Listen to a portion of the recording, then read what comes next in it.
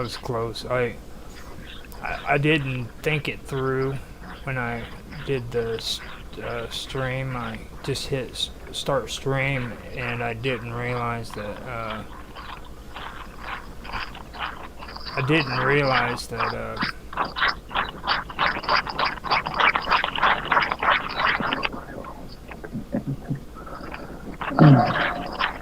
You didn't realise. I didn't realize that I freaking had to wait for Odyssey to Catch up. to actually freaking. And that's it.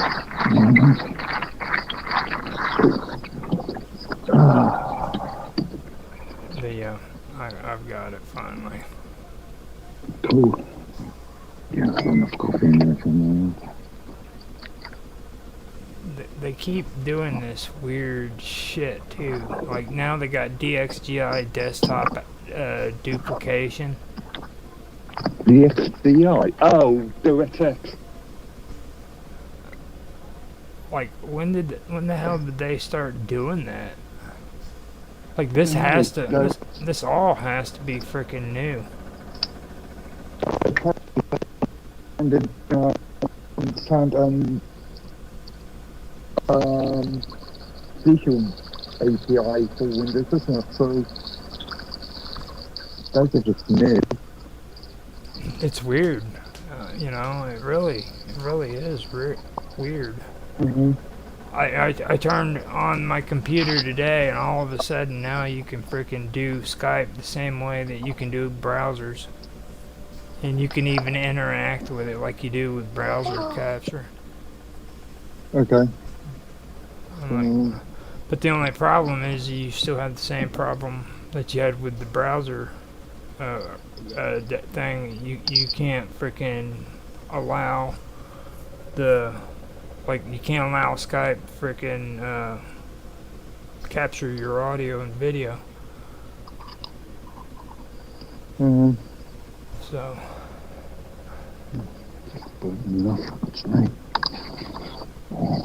Here we go. So once everybody's ready to go, they should be done. Do you want to raise your hand for Otto? Yeah. He said he'll be here in a little bit. Yeah. Not to wait a little.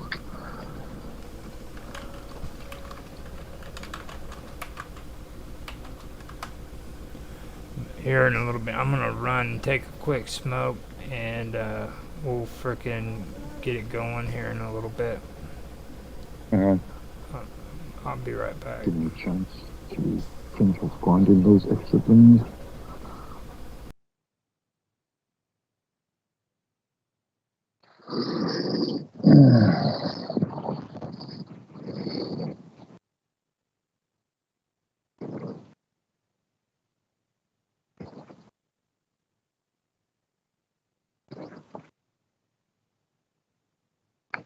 The coffee after stream.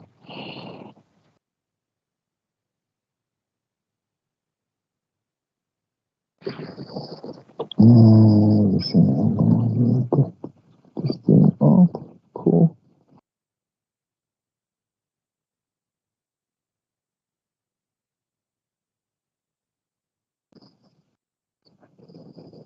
And apology, remember, I've been looking. There's only TikTok. Okay.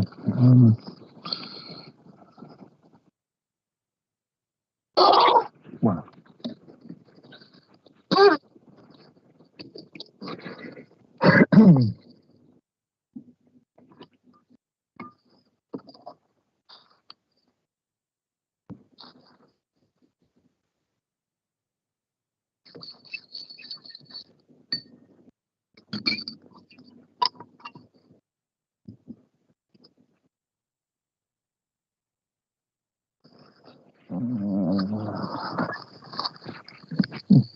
Screwdriver to that was such a mess today.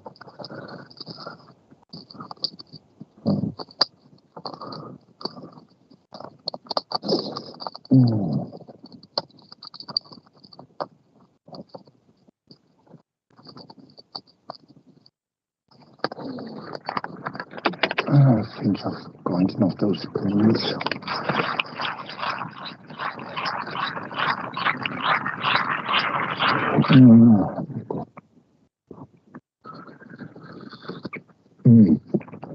That's good.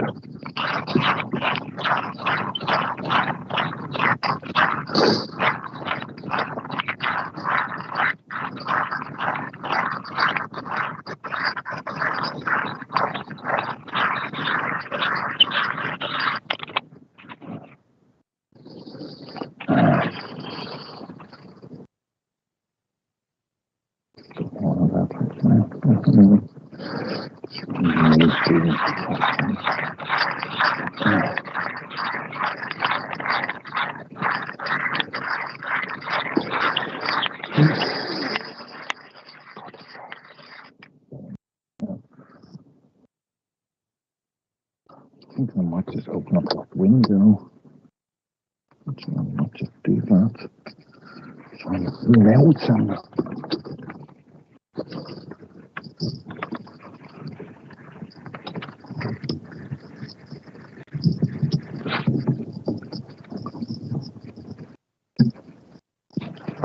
What's that?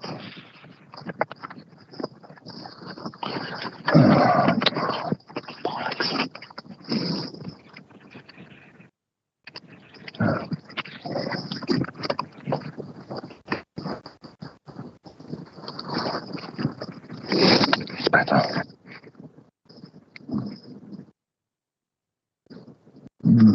No, it's not. That's better. Oh. That's better.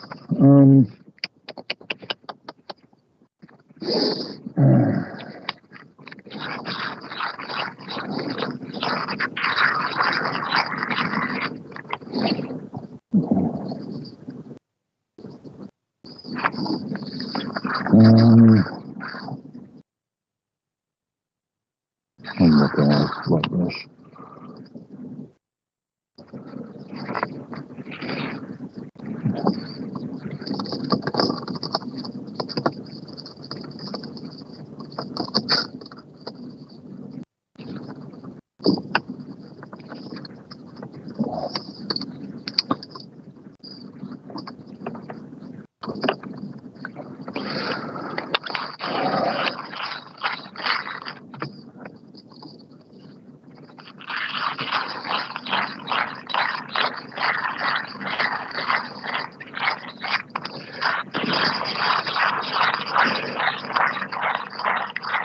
It keeps me sleeping.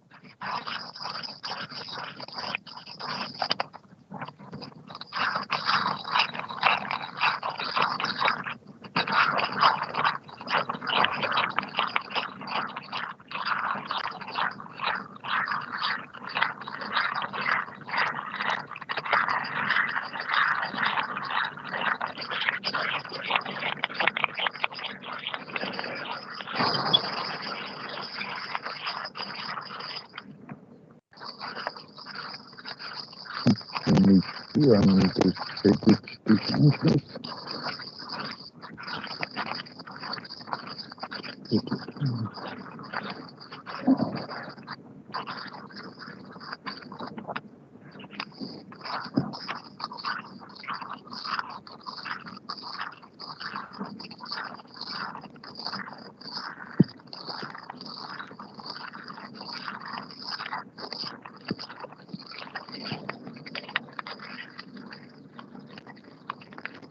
Cool. Done.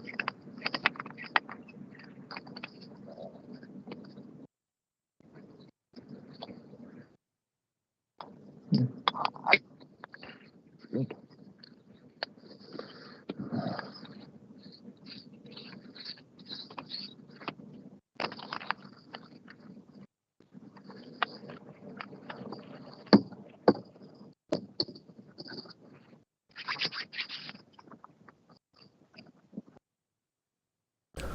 Okay, I'm back.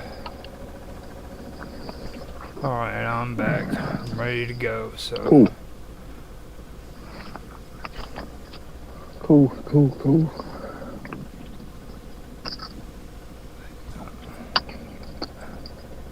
Alright, let's see here.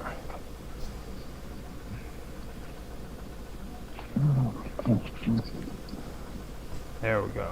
I'm gonna do an audio test before I get this started. Allow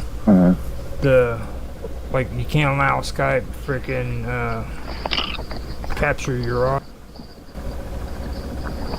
So, alright, I'm back. I'm ready to go, so. Cool.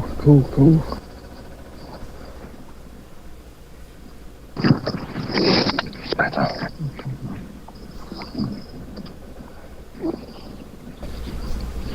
Okay, let's see here. Not that now. There we go.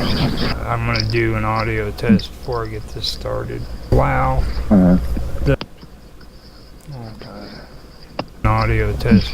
That all sounds good. Cool. Alright, so actually I forgot to grab my coffee too. That'll give me some time here. I'll go grab me a cup of coffee real quick and then we'll get started with it.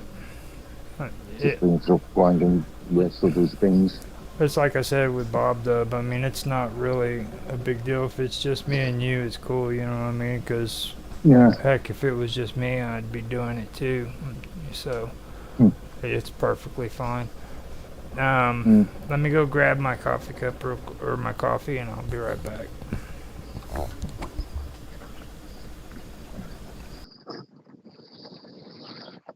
Just check if you're stuck on the bed.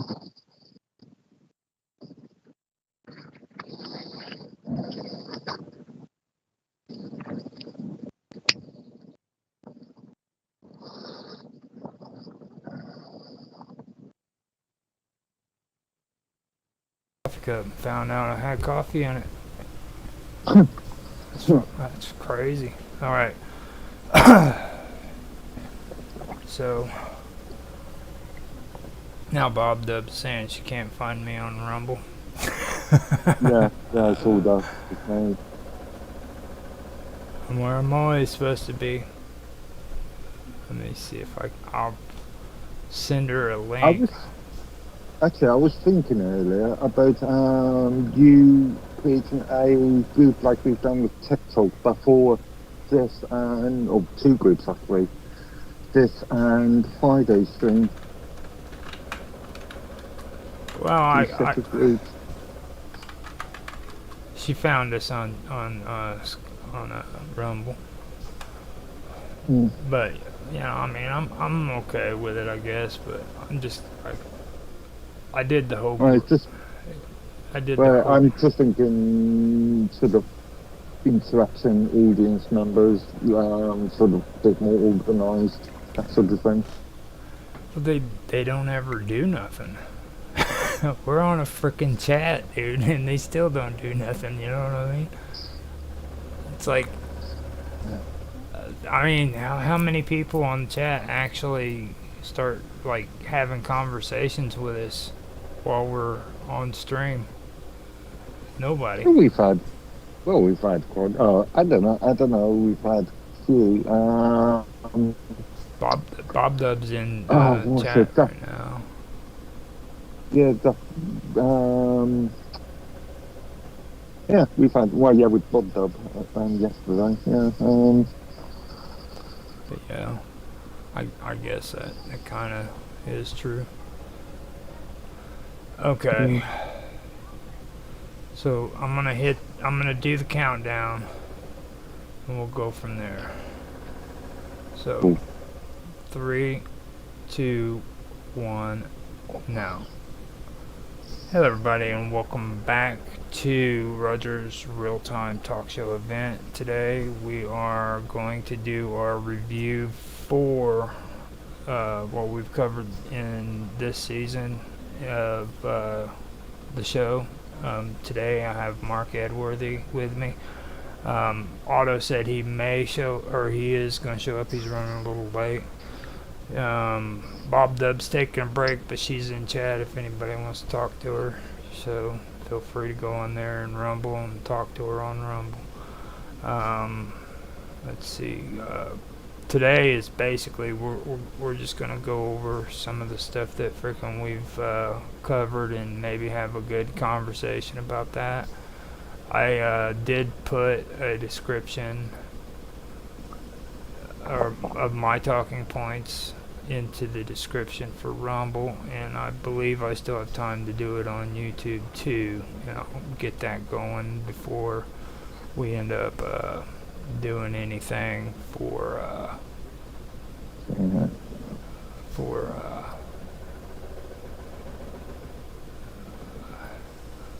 before we end up publishing it, I guess you could say. But with that being said, I'll welcome you back to the show, Mark. And Thank you. If you want to say, there you already did it. There you go. With that being said, I guess we can get with the beginning of the show. Like I said, it's a review of what we've basically gone through already. And I guess since it's just us two, we can open it up and freaking have a conversation on the things that we want to discuss. For me, the first thing that I wanted to bring up that we covered in this season was the thing about the Anarcho-Syndicalist. Whenever that happened, it kind of opened my eyes up on the whole thing about the anarchists, you know what I mean? Because even in chat, when we were having a conversation about it, before we even did this stuff, I was amazed by what Bob Dub said about anarchists having rules, you know what I mean?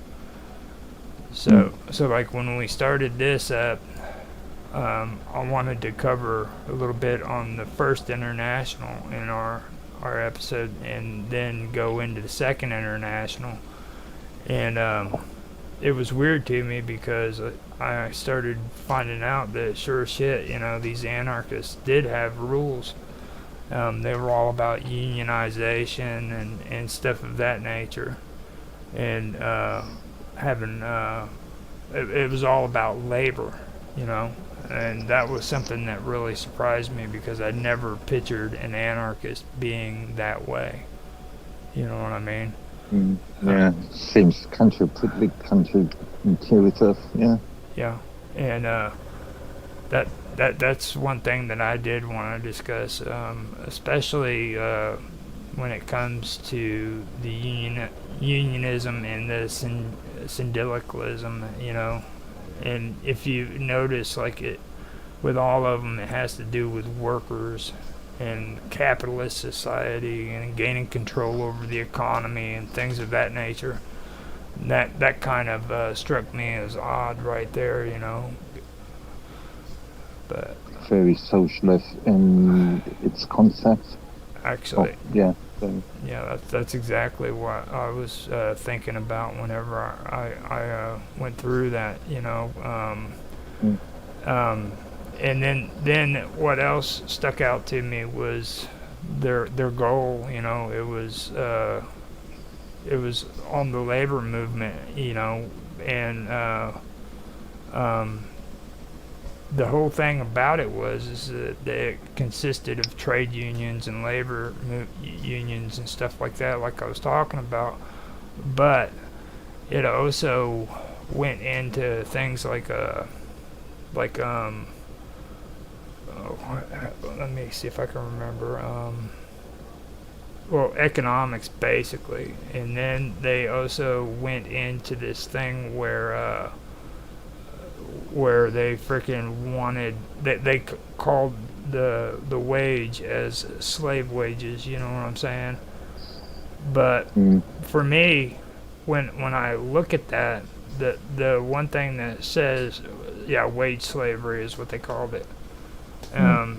And what gets to me is like freaking. It started making me think. So you want to take away people's wages because it's wage slavery or slave wage, whatever you want to call it.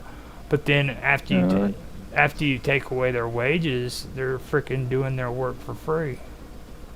I think the better term for that would be indentured servitude rather than Yeah, you free know. slavery. Yeah. Mm. But like you get what I'm saying though. You take away their wages, and now they're doing it for free. Now they're not. Now it's not a freaking slave wage. It's just slavery. Well, in this case, you aren't taking away the wages per se. You're only giving them the most minimum that you can get away with. Hence the point of, well, yeah, hence why the so-called living wage is fundamentally a good idea. Well, I mean, you got to understand though. Um, the goal of these people was to abolish the wage system. It was to abolish it. There will be no wages. Yeah, but that would destroy the entire capitalistic thing. And if you've got no wages, how are you going to spend money on buying the latest iPhone or your groceries or your rent, mortgage? Now, see what I'm getting from this is things will be given to you according to your wage or your work. All the stuff that we've gone through, if you've noticed, it doesn't talk about freaking people who don't want to work. Okay, it's talking about the workers. You will work or you will get nothing. You see what I mean? You Or and on then the alternative and on the then alternative point of view, you can you only get in the minimum that you need to survive. So everybody will be eating grill and drinking nothing but water. hopefully, I mean, if we're lucky, we'll get a freaking hobo camp. Yeah. I mean, you've seen societies do that shit before, and it was called frickin' Nazi regime. You know, if you're Mm. useless and you're not productive to the society, in their views, what's their alternatives? You know what I mean? Well, it's not Nazi per se. You could say that, but any socialist, extreme socialist movements, I mean, the gulags in Russia, as an example. Oh, Bob Dub or Tiny Baby Kangaroo. She says, but anarchy is not socialism, is it, Mark? And then, In the concept of the true meaning of anarchy, no. But in the concept that we are talking about, yes. now, when when you say that, you gotta elaborate a little bit more. You just can't leave it at that. Well, we were just talking about I sort of socialist anarchy movement, a movement that will create trade unions, that will create sort of a limited form of workers' rights. So, yeah, it's not socialism in a form. Now, she's also saying that you should get much more than a wage. You should get money. You should get money and food and a house and all the rest. Abolishing wages is to give more, not less. So, I mean that's all sounding good and everything, but that's called the free economy. You know what I mean? That's not called socialism or anarchism. It's where I freaking go out and I do an honest day's work and get an honest day's pay for what I freaking did. And I negotiate between me and the person that I'm working for the wages that I get. It's not determined what kind of wage I get. Now that's called the free economy. And that's not what I'm seeing when I read this stuff, you know what I mean? What I'm reading here is you work, you get what you frickin' deserve because of the work frickin' that you're frickin' doing. You see? Or in the socialist movement, you get what other people deem you to deserve. There's no negotiation there. I mean, somebody else will decide on how many shirts you are allowed to own per year, how many, I don't know, how many anything, how many cups you are allowed to own. Yeah, exactly. Or what kind of car you're allowed to drive according to your work performance and your status. You know, you got that, and you can't say that's not what they're talking about, because that's what the communists did. You know, the communists did exactly what I'm talking about. That's exactly what they're saying in those those notes. They're not. In Orwell's 1984, isn't there a scene where Winston Smith is working for the newspaper they was working for, and he was tasked with amending all newspapers to say that chocolate rations are have been altered, and you only allowed a certain amount of chocolates per annum. Now, see, that's where Bob Dove came in, and she said, she said distribution is the problem. Thieves must not be put in charge of distribution. You need a system that is transparent and accountable. You know, and if you look at today, and you look at the way people work today, even in our capitalistic frickin' society that's so horrible and everything, we've got frickin' thieves that are running the show, you know what I mean? Even in our socialist governments, we have thieves that are running the show, you know what I mean? Well, you are going to get corruption no matter what system you use. Corruption is just like general sort of human sort of issue, I think. Well, it's like everybody's talking shit about frickin' Putin, okay? Putin was a part of the Soviet Union. He was a frickin' part of their frickin'... He was big in the frickin' ranks. You know what I mean? It wasn't like he was a small-time frickin', worker. He was actually up there in the ranks. Wasn't he a KGB or officer at one point? I believe so. I believe he was in the KGB and the whatever other alphabet organization he was in, and now all of a sudden frickin', he's such a horrible person and everything, and, he was a part of that frickin' socialist communist society that was going to distribute everything freely among everybody, and look at what he's doing now. He's a horrible person. I would like to get a point of view from a Russian national on this one.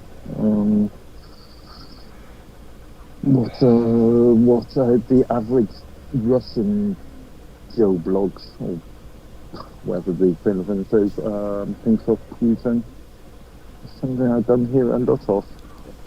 For me, though, it comes back to the wage system. You know what I mean? Like, uh, and the syndicalist theory. You know, it focuses on the labor movement, and it focuses on the Mm. workers. But when it comes to the freaking people who don't want to work, like I've mentioned before, what's their solution to that? You know, how did the communists handle people who didn't freaking work? They sent them to Also, gulags, didn't they? well, in some cases, but there's another point of view that I've been thinking about. In the UK, we keep on seeing junior doctors' strikes, um, and pushed by their own trade unions, and and these junior doctors are saying, well, we aren't having enough to live on when the minimum wage is about 26,000 um, British pounds per annum, but the average minimum junior doctor rate is about 70,000 per annum. And these junior doctors are going on strike for forgetting that they've got patients that are in some cases suffering, in some cases potentially dying. Mm-hmm.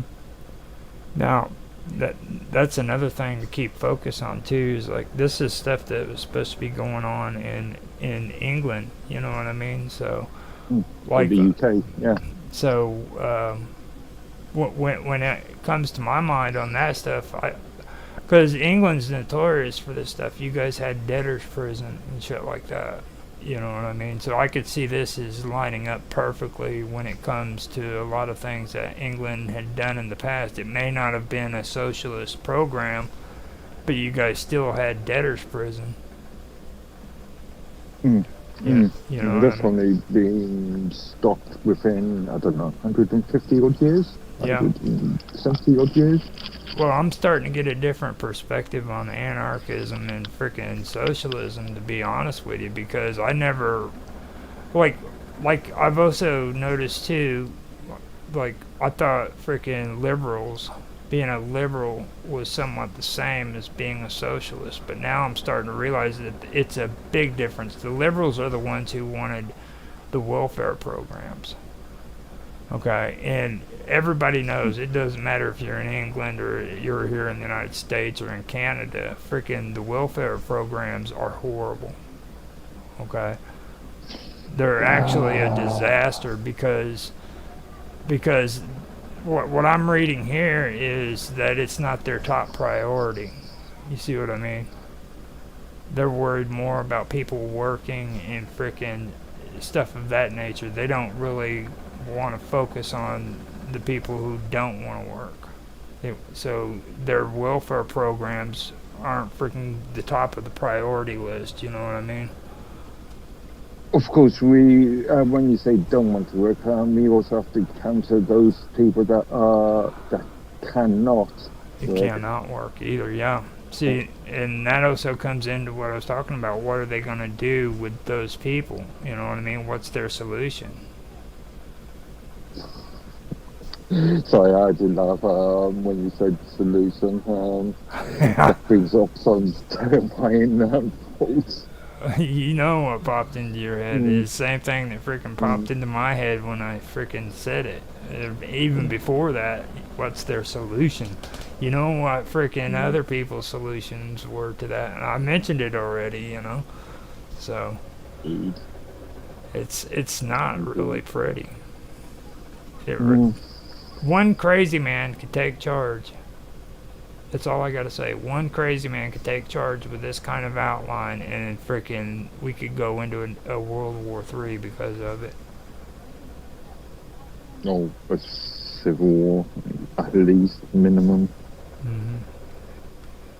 Now, um, that's the one thing that I wanted to talk about, and then it comes down to down here at the bottom. It says um, um, they also were focused on not only the trade unions and the labor unions and political parties, but they were also focusing on labor unions were they were focusing on freaking class conflict. You know what I mean? Mm.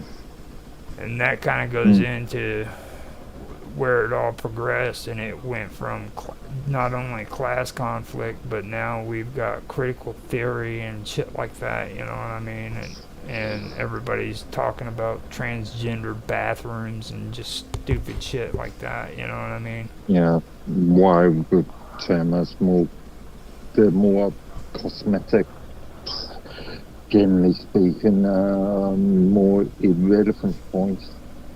Yeah, and just so I can make it clear too, what I've been reading about this, and even before I found out, like, the reason why rich people couldn't understand what the socialists were talking about when it comes to class conflict was because, like, the poor people were talking about serious problems that frickin' poor people had, where frickin' when a rich person heard about it and heard about how the poor people were suffering, they were thinking of, like, their maids and shit, you know what I mean?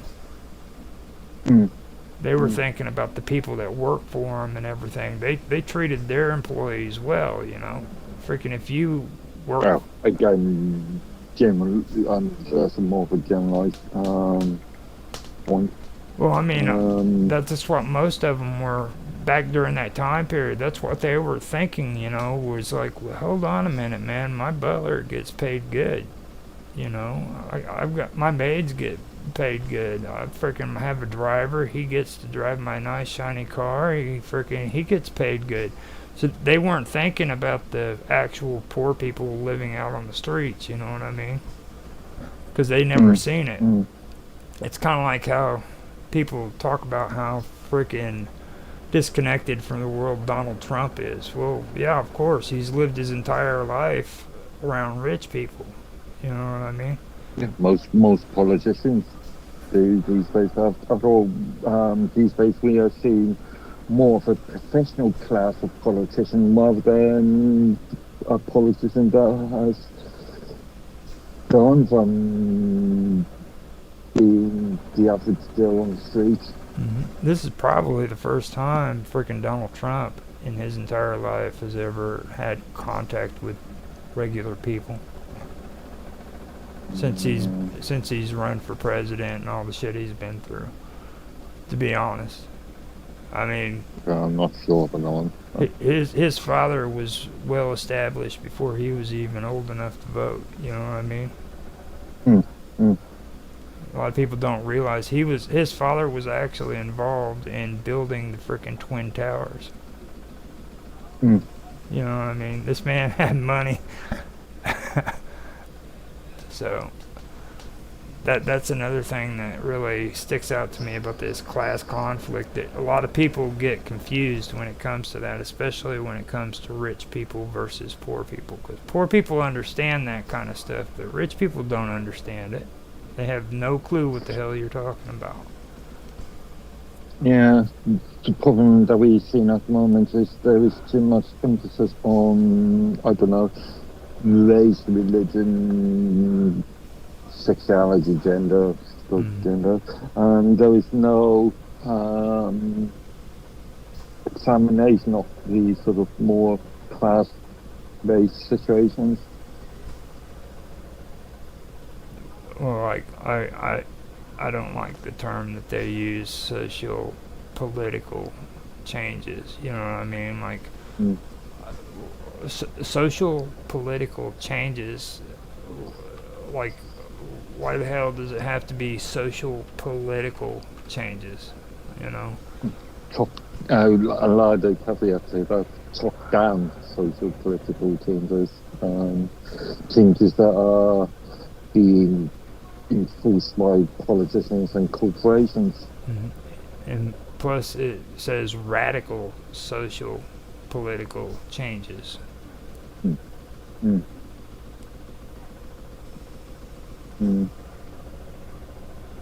Oh, now tiny baby kangaroo is talking crazy. She says, no, if you look back on his career, you can see he always hung out with the little man. He cared. Now, come on, dude. He's always had as far as I can see, he's always had a appeal towards the average Joe on the street. I mean, he sort of recognised that thing when he was doing the Apprentice shows. Well, he did recognize it. He did recognize it.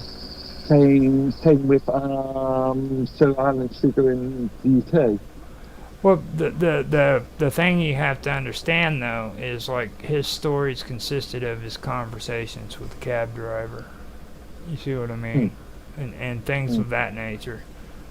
But that's fine and dandy, and he was interested in it, but that didn't entail his entire life. So what happened after he left his taxi cab drive is something that's a completely different story, you know what I mean? Of course, he enjoyed getting into a cab and having a conversation with a cab driver, but that doesn't mean that that's his life, you know what I mean? As soon as he leaves the cab, he can go back to his office and speak to his executives and ignore everything else, granted. Yeah. Freaking, that's the one thing that I really get about it. It's pretty, when it comes to Donald Trump. Don't get me wrong, it's good that a rich man actually does freaking, you know, that he has a fascination with the average Joe, you know what I mean? I think that's great. But I'm being realistic about it though. He was rich. He was filthy rich. Yeah. Funny enough, as you know, I created a new Mindscape the other day called Medworthy's Movies Collection. One of the films I did include was the 1952, 57 Patterns with not Fonda. But this is all about corporations and understanding the mentality of that sort of class, and understanding the how they approach the average Joe on the street. They actually have something like that. Or they did. It's just a sort of it's just an interesting sort of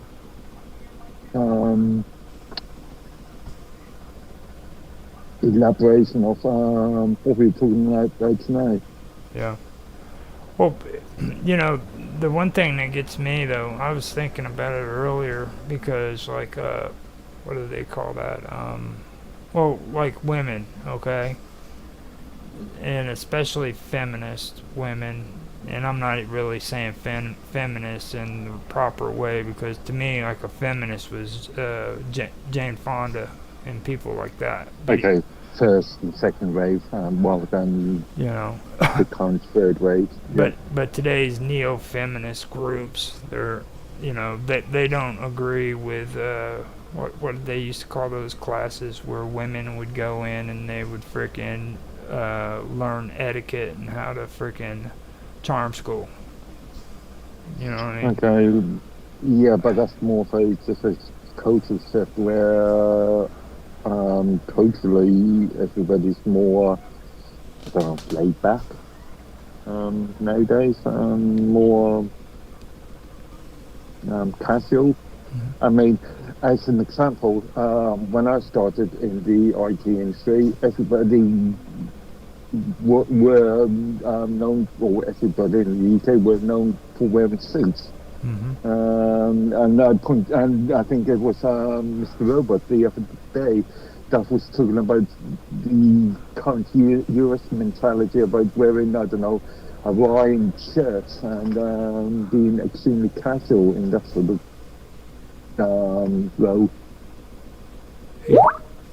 exhuming cattle. Is that what he said? Did you just? Sorry, being more casual. Oh, casual. Okay. Yeah, casual. Yeah. Well, I mean, I don't wear Hawaiian shirts. Just to let you know. I mean, I've maybe worn one when got drunk and puked all over myself, but and that was about it. Like, you know. Now, Been there, done that. Mr. Robot's kind of crazy when it comes to all that stuff too. You know what I mean? Because like he honestly has all these stereotypes of people in the United States, and to be honest with you, if he ever came to the United States, this would be the one place where he'd fall in love and not want to leave. Just the way he acts, you know what I mean? I can already tell you he would fall in love with California. He would fit perfectly. Yeah, I can imagine. Yeah, with absolutely, yeah. Just take him to Los Angeles and he would fall in love with LA. He'd never leave. So now after that, and we were talking about that, though, another thing that gets to me is the thing about the SDF. They and I brought it up quite a few times, and nobody seemed to want to talk about this, but like in England, they freaking had freaking socialist Sunday schools for children, okay? Now, they did these socialist Sunday schools, and by the time freaking 1916, I believe it was, Great Britain, 1916, I believe, is what the year was. But actually 1920. Great Britain had freaking finally had its own communist party, which was the British Socialist Party. Confirmed communists. You know what I mean? And that's the one thing, or that's the two things that really stuck out to me. Like freaking, they had freaking gone to having socialist freaking Sunday schools to freaking a full-blown communist party freaking only 1-2 years after freaking the Russian Revolution had ended. And I find that pretty profound, you know what I mean, to be honest. Yeah. And like you guys had been taught socialism in your Sunday schools as a freaking alternative to denominational Sunday schools. So what the hell have they been putting in you guys' brains? Again, I've never been to a Sunday school. As far as the religion's concerned, even my mother used to, when she was alive, used to be fairly religious herself. I came from a fairly liberal sort of upbringing. Well, I mean, when it came to religion. I know that like a lot of people today don't go to Sunday schools, but back then a lot of people did go to Sunday schools. You see what I mean? So how did that influence people back then to where it freaking kind of trickled down to you guys? You know what I'm saying? Because you know it's going to affect you eventually. I don't know. This is where I always argue that Britain, the UK, is mainly a cultural Christian country these days, rather than being a religious Christian country. I mean, sure, we still have a large amount of people going to church, which is being gone lower every single year, but generally speaking, more of a cultural Christian. That's pretty interesting. I do find that interesting. I'd really like to find out more about that later on. I'll dig into that some, because I know with the way things are going now, with the school systems especially. You can see it in the school systems. And that had to have started somewhere too, you know what I mean? It didn't just spring up. A bunch of hippies said, you know what, I'm gonna fight the system, dude. I'm gonna become a freaking school teacher. That's not how the shit happens, you know what I mean? It's just not. In what sense? What do you mean? School systems are now? You don't think that it's freaking been infiltrated by socialist groups? Okay. You're describing what I call the long march through the institutions, which are dates back to the 30s and relates to things like the Frankfurt School of Philosophy and Culture. But yeah, over the last, I don't know, 40, 50 odd years, we've seen a slow increase in, or slow movement or increase into socialist ideals within the public sector, Yeah. which is really now it's really quickened in the last, I don't know, 20, 25 years, 30 years. Now, do you guys have, or do you know of any groups in your country still, like they had what they referred to as the Young Socialist League? There are various political groups that are organisations like Momentum in the Labour Party, which is a fairly sort of, I would say, overly left-wing sort of organisation. There are various sort of true sort of, there are various communist organisations in the UK. Various extreme socialist organisations in the UK. No, I know. Like you guys had what they call themselves, the Fabian Society.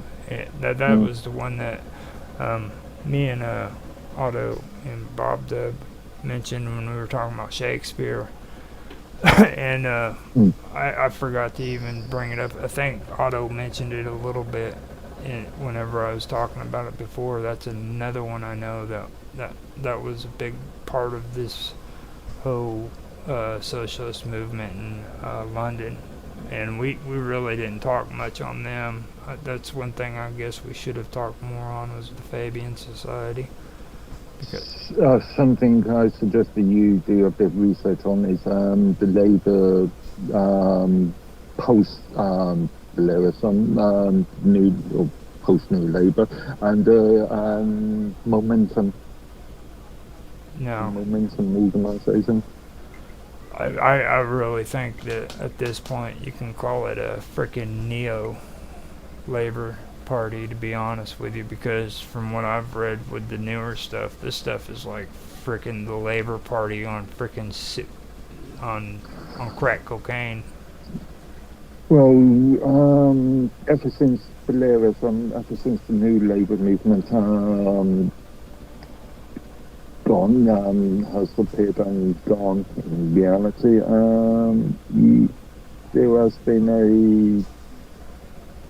there's been several different groups that have been infiltrating New Labour and stretching the concept of Labour to certain degrees. This is why we see people like Keir Starmer flip-flopping on every single thing that he thinks about. 1 minute he says he wants to, I don't know, stop immigration, and the next minute he wants to increase immigration. And this is, I don't know, politics in this country is messed up at the moment. It's confusing, but I guarantee you there's somebody that's organizing this shit.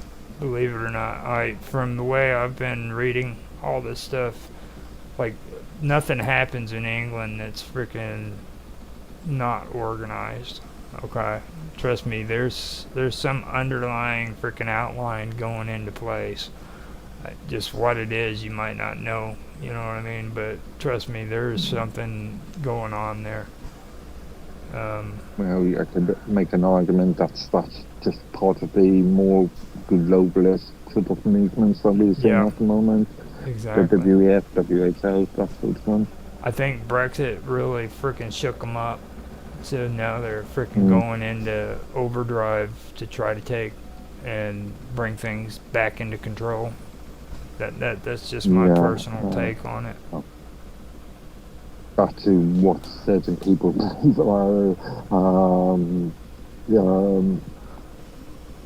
would be in control, because as an example, there's no secret that Tony Blair, the Blair Foundation, is having some influence in the Labour Party, and potentially, if we do see a Labour government in July, potentially we could be sort of gone back to EU through a backdoor means. Yeah. Well, it blew me out of the water whenever they said that you guys had to actually have an application. You had to fill out, your government had to fill out an application asking to leave the EU. Yeah, but that's a signatory, or that's related to Maastricht, the Maastricht Agreement in 92, 94, 92. Yeah. That was a condition after Maastricht. That's still pretty strange, though. You got to admit that is. Or actually, I'm not sure if it's Maastricht or the Lisbon Treaty, but yeah, it's one of those two treaties anyway. Mm-hmm. So since we covered that, I'd like to kind of go over some of these 8 policies that we were talking about. The living wage, okay, the unemployment allowances, nationalism, and especially the thing about banking and bulk purchases of raw material, and foodstuffs. That's the stuff that I really wanted to kind of go over, like with the Independent Labor Party, which I know you guys have the Labor Party. Is the Independent Labor Party, first off, still active in your guys' political parties? Or is it finally just one Labor Party put together? It's really just one party, one. Well, I use the word unified very loosely, but yeah, unified party. Well, actually, it could be like a sect within your party, because like you have the freaking libertarians, supposed libertarians here in the United States, and they're like undercover freaking Republicans. They all say, yeah, I'm part of the Libertarian Party, but when they run for political office, they always want to be Republicans. So. Well, it's like my point that I mentioned last week about degrees. Just because you are a member of the Labour Party doesn't mean that you fully support all of their concepts. Just because you are a member of the Conservative Party, then you may not support all of their ideals. I still can't put my head around your guys' whole thing about your Conservative Party is called the Conservative Party. That blows. When in recent times, what do they conserve? Well, I mean, I always generalize the word conservative. You know what I mean? I never freaking actually thought England had a political party called the Conservative Party. yeah, it was really strange because last week I asked you about that, and you're like, it's called the Conservative Party. I'm like, what? You know, I just like we've got the libertarians, and then we got the freaking we got the Republicans and shit, and then you have the Green Party, and then you have the Democrats, and then the Mm. liberals are in the Democratic Party supposedly. You know. It's looking at it from a US point of view. It's interesting that how the Democrats and Republicans sort of shifted the concepts back in the 50s. It actually Mm. goes farther back, like during the Revolutionary War, frickin' they the Democrats were or not the Revolutionary War, but the Civil War between the North and the Mm. South. The Democrats were banned from the North, and or disbanded, and Okay. they it was over slavery because back then the Democrats were racist. So they Okay. Not. I have got a slight disagreement with the entire slavery point. I mean, granted, there was a set of US politicians that were concerned about slavery, but the Civil War was also about unifying the country's taxation and control over both the North and South. now It wasn't just solely about slavery. the main thing with the Confederates that a lot of people overlook, other than well, the slavery was a big deal, okay, but they also believed Mm. in the Articles of Confederation, which were it was the original Constitution. All right, and Mm. it failed. So what happened was is freaking uh, our representatives did the Constitutional Convention, which was secretive and it was held back from the public. People didn't know about it. So these people came together to do this convention, and representatives that were there in the convention actually stood up and walked out because they refused to sign the Constitution. And the reason for that was because the Constitution was set up to where it basically catered to the rich landowners. And they're instead of them taking care of the problem of poor people revolting against rich people, they wanted to frickin' come up with frickin' regulations that made it harder, and that's what the Constitution basically is. If you know what I mean, it's harder regulations than what the Article of Confederation was, because instead of frickin' taking care of the issue of frickin' the small frickin' farmers dealing with frickin' the bigger plantation owners, they wanted to do the opposite.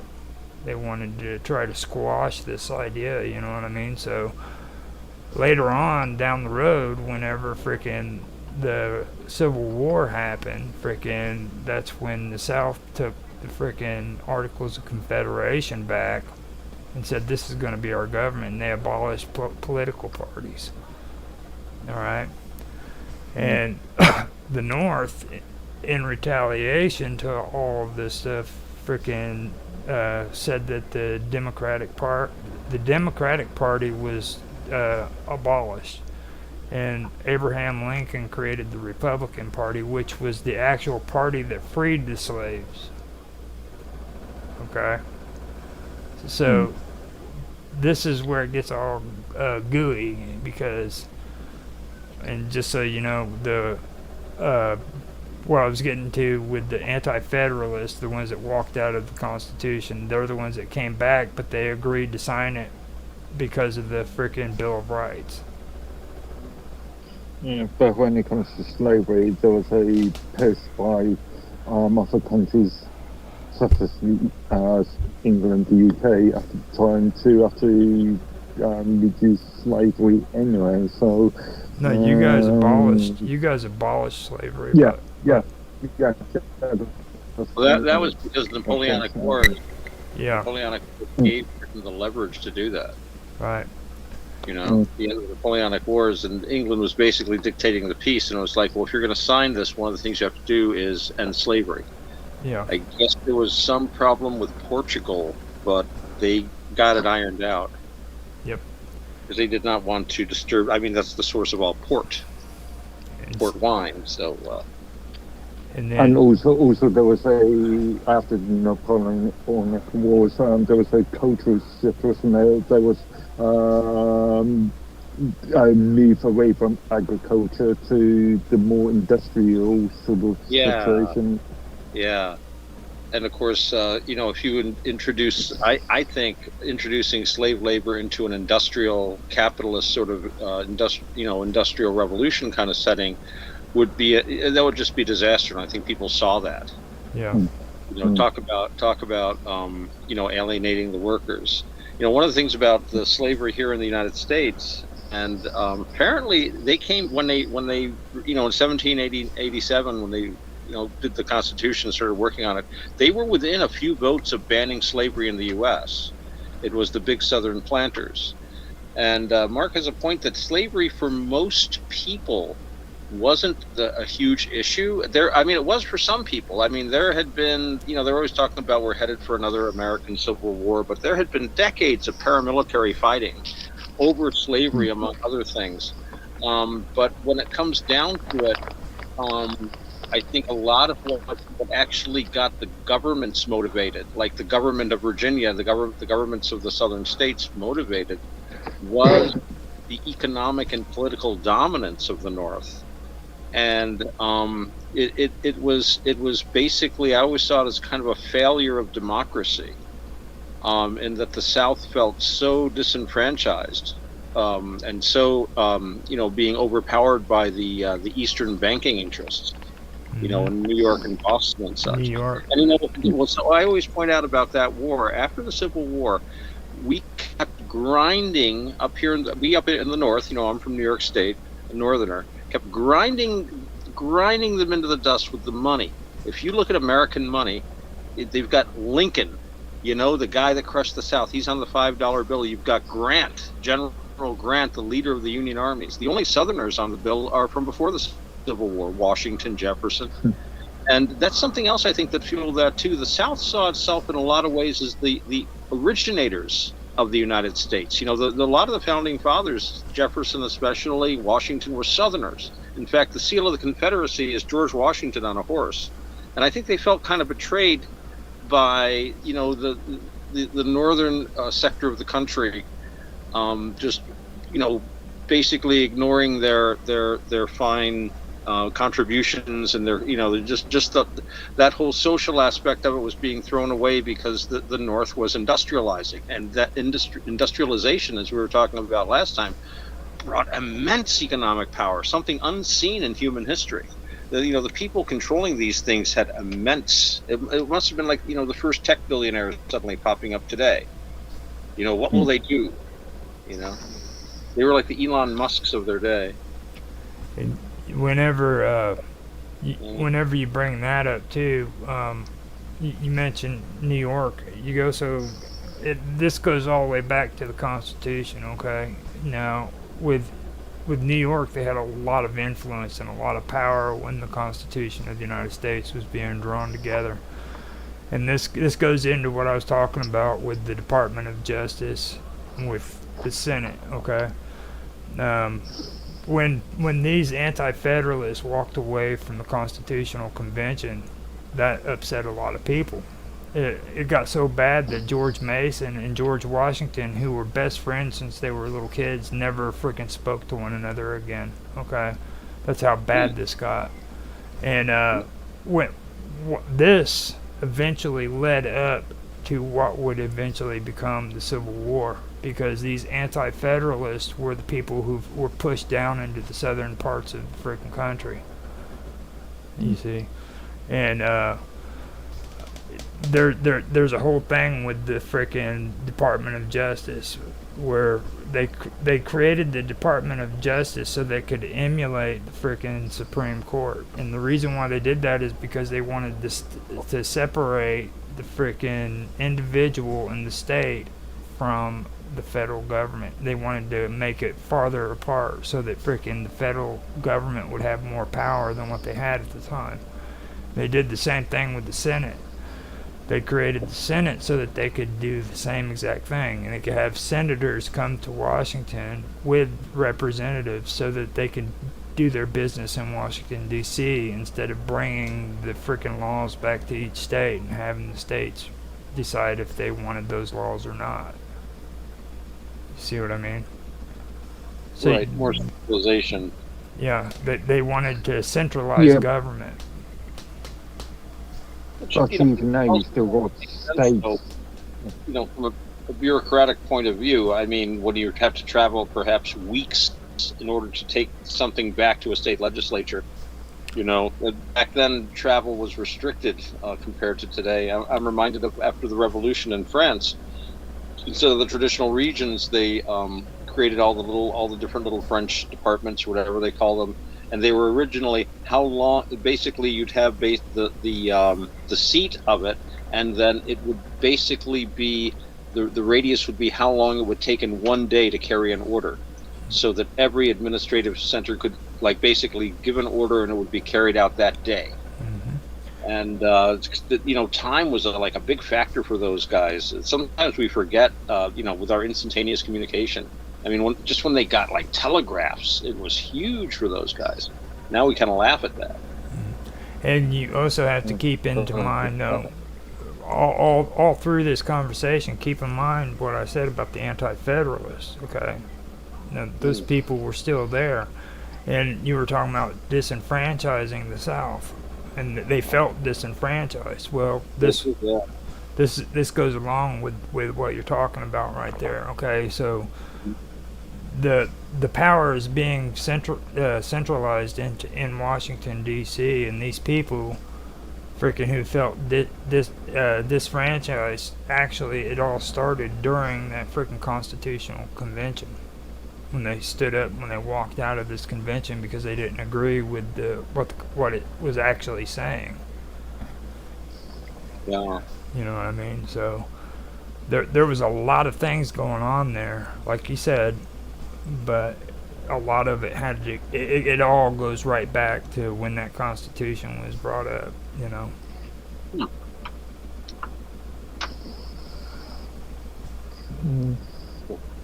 when the Civil War breaks out, that's usually a good sign something is going wrong. Yeah. With how your Constitution are. We just gave you an entire history lesson of the Civil War. Now, one thing else I wanted to talk about was the increasing the unemployment allowances and stuff like that, and the bulk purchasing. When it comes to England and stuff, and how they wanted to increase the unemployment wages, and the bulk purchasing that was being done, that right there is kind of what I think led into what we see today when it comes to freaking consumerism, and becoming a consumer. It's like today everybody treats Black Friday like it's a holiday, you know what I mean? Right. And again, we are a debt-laden society. All of the rest is it is not what you own that's important, it's the amount of debt you've driven that's important. Mm-hmm. I think I've mentioned that before too, didn't I? I actually did do some research into debt, and the weird part about it is, and a lot of people hate hearing this, but the more debt people like me and you are in, the better off our government is. Okay. Oh, yeah. You know what I mean? Our entire credit score system's based on debt. The more debt that somebody can rack up, as long as they can presumably pay it, the better credit scores. Well, even other countries, like the countries that we're in debt to, which, believe it or not, the United States is in debt to other countries. Okay, we don't own like all the freaking bills and shit that every other country has. Like, we owe other countries money, and the more in debt we are, the freaking more benefits these countries give us. They say, since you owe us so much money, here's what we'll do. We'll freaking let you hold off on making all of these payments, but you have to sell our cars in your country.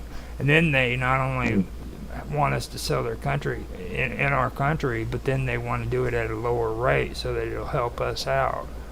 So all of a sudden we're buying German cars, and we're selling them to the general public, you know what I mean? And we're doing it at a discount price. Everybody's driving around in a Yamaha, or riding around on a Yamaha or a Suzuki, or got that.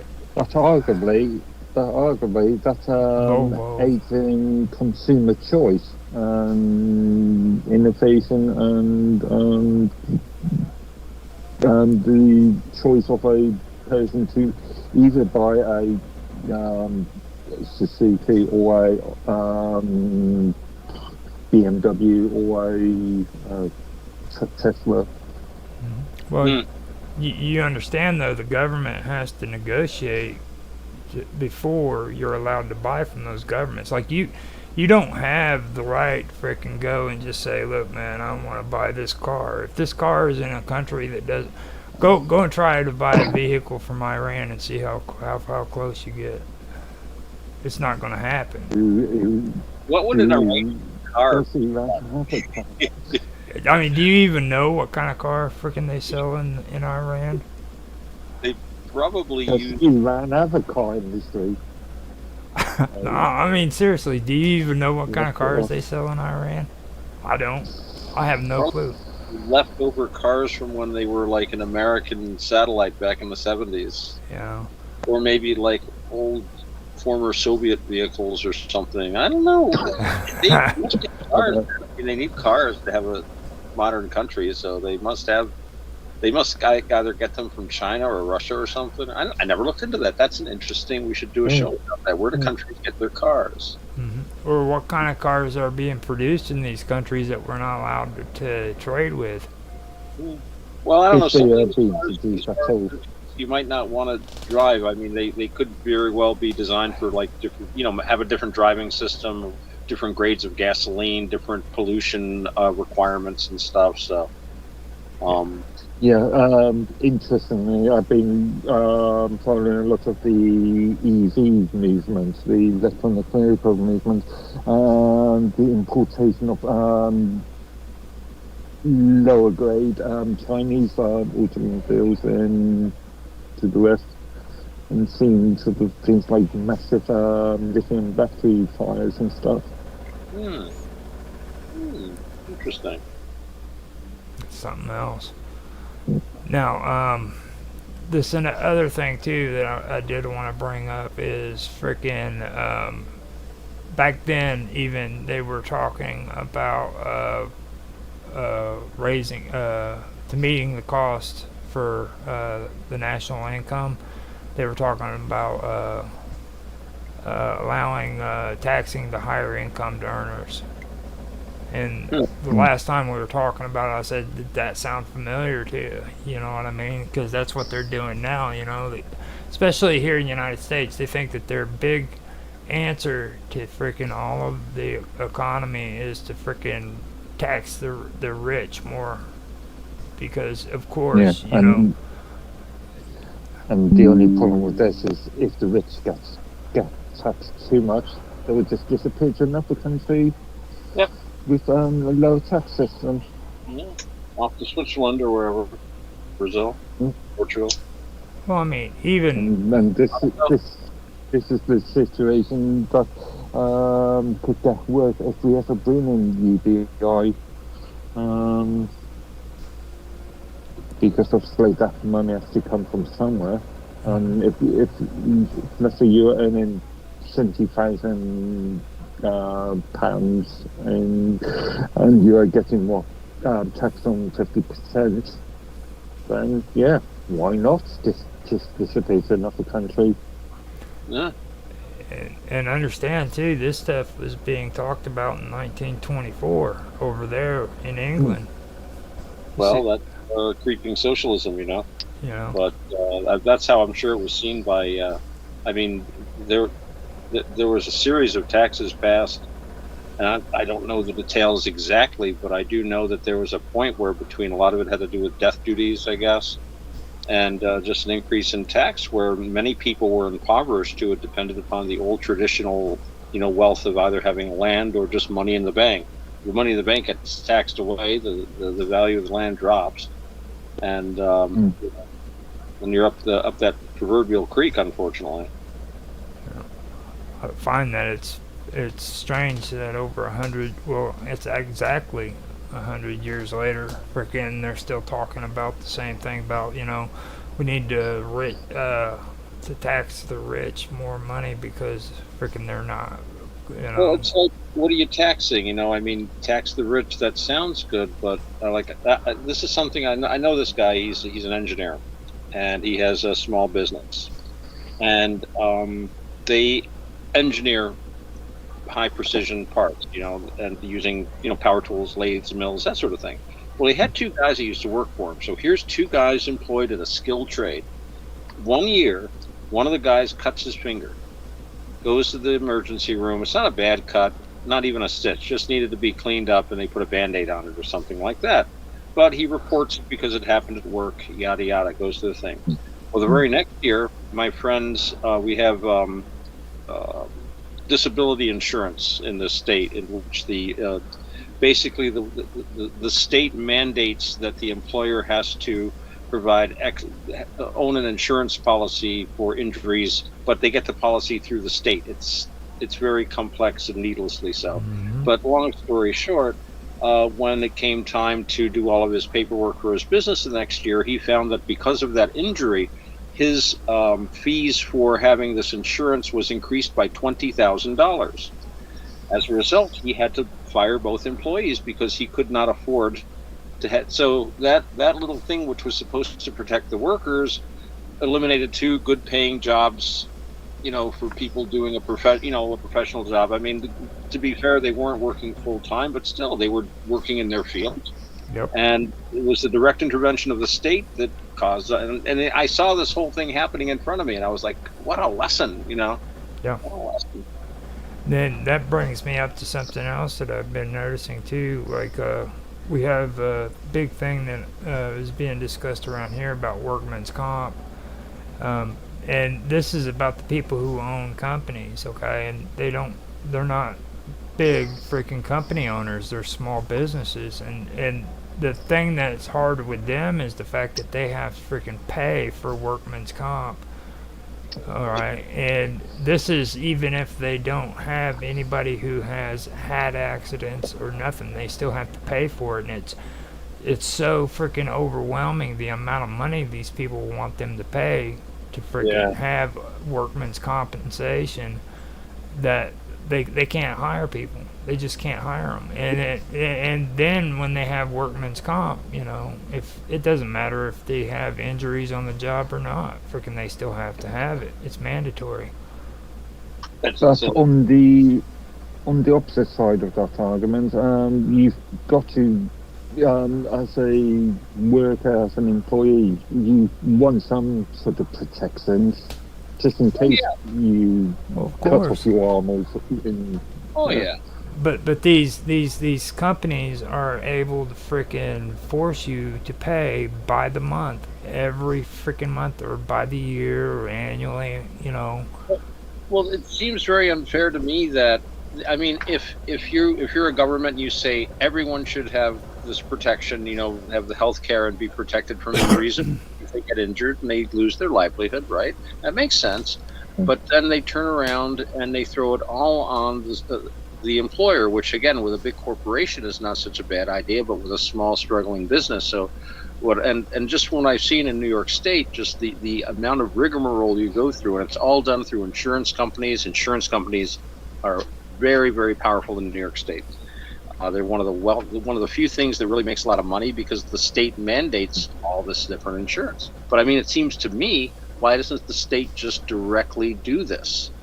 Rather than having all these different layers of this and that, you should be able to. I mean, if you're going to have this, and some sort of a safety net for workers, and it's going to be state mandated, and why is the state mandating it? Why doesn't the state just take care of it themselves? And that way the employer wouldn't have to worry about it and the worker wouldn't have to worry about it. And if the worker got injured, then the state would step in. I don't know. That just seems to me would be a lot easier. It would remove about 90% of the paperwork, and the result would be the same thing. Yeah. As you're aware, I subscribe of Lewis Osman, the right to US supervisor to repair thing, and it was operating up to I think a year and a half ago in New York, and he demonstrated on quite a few figures that New York's state's bureaucracy is just overly top heavy and in a lot of cases incompetent. I've actually been saying that about New York. New York, it's like I said, they're very influential. A lot of people like to say freaking all the power is in Washington D.C. and it's not.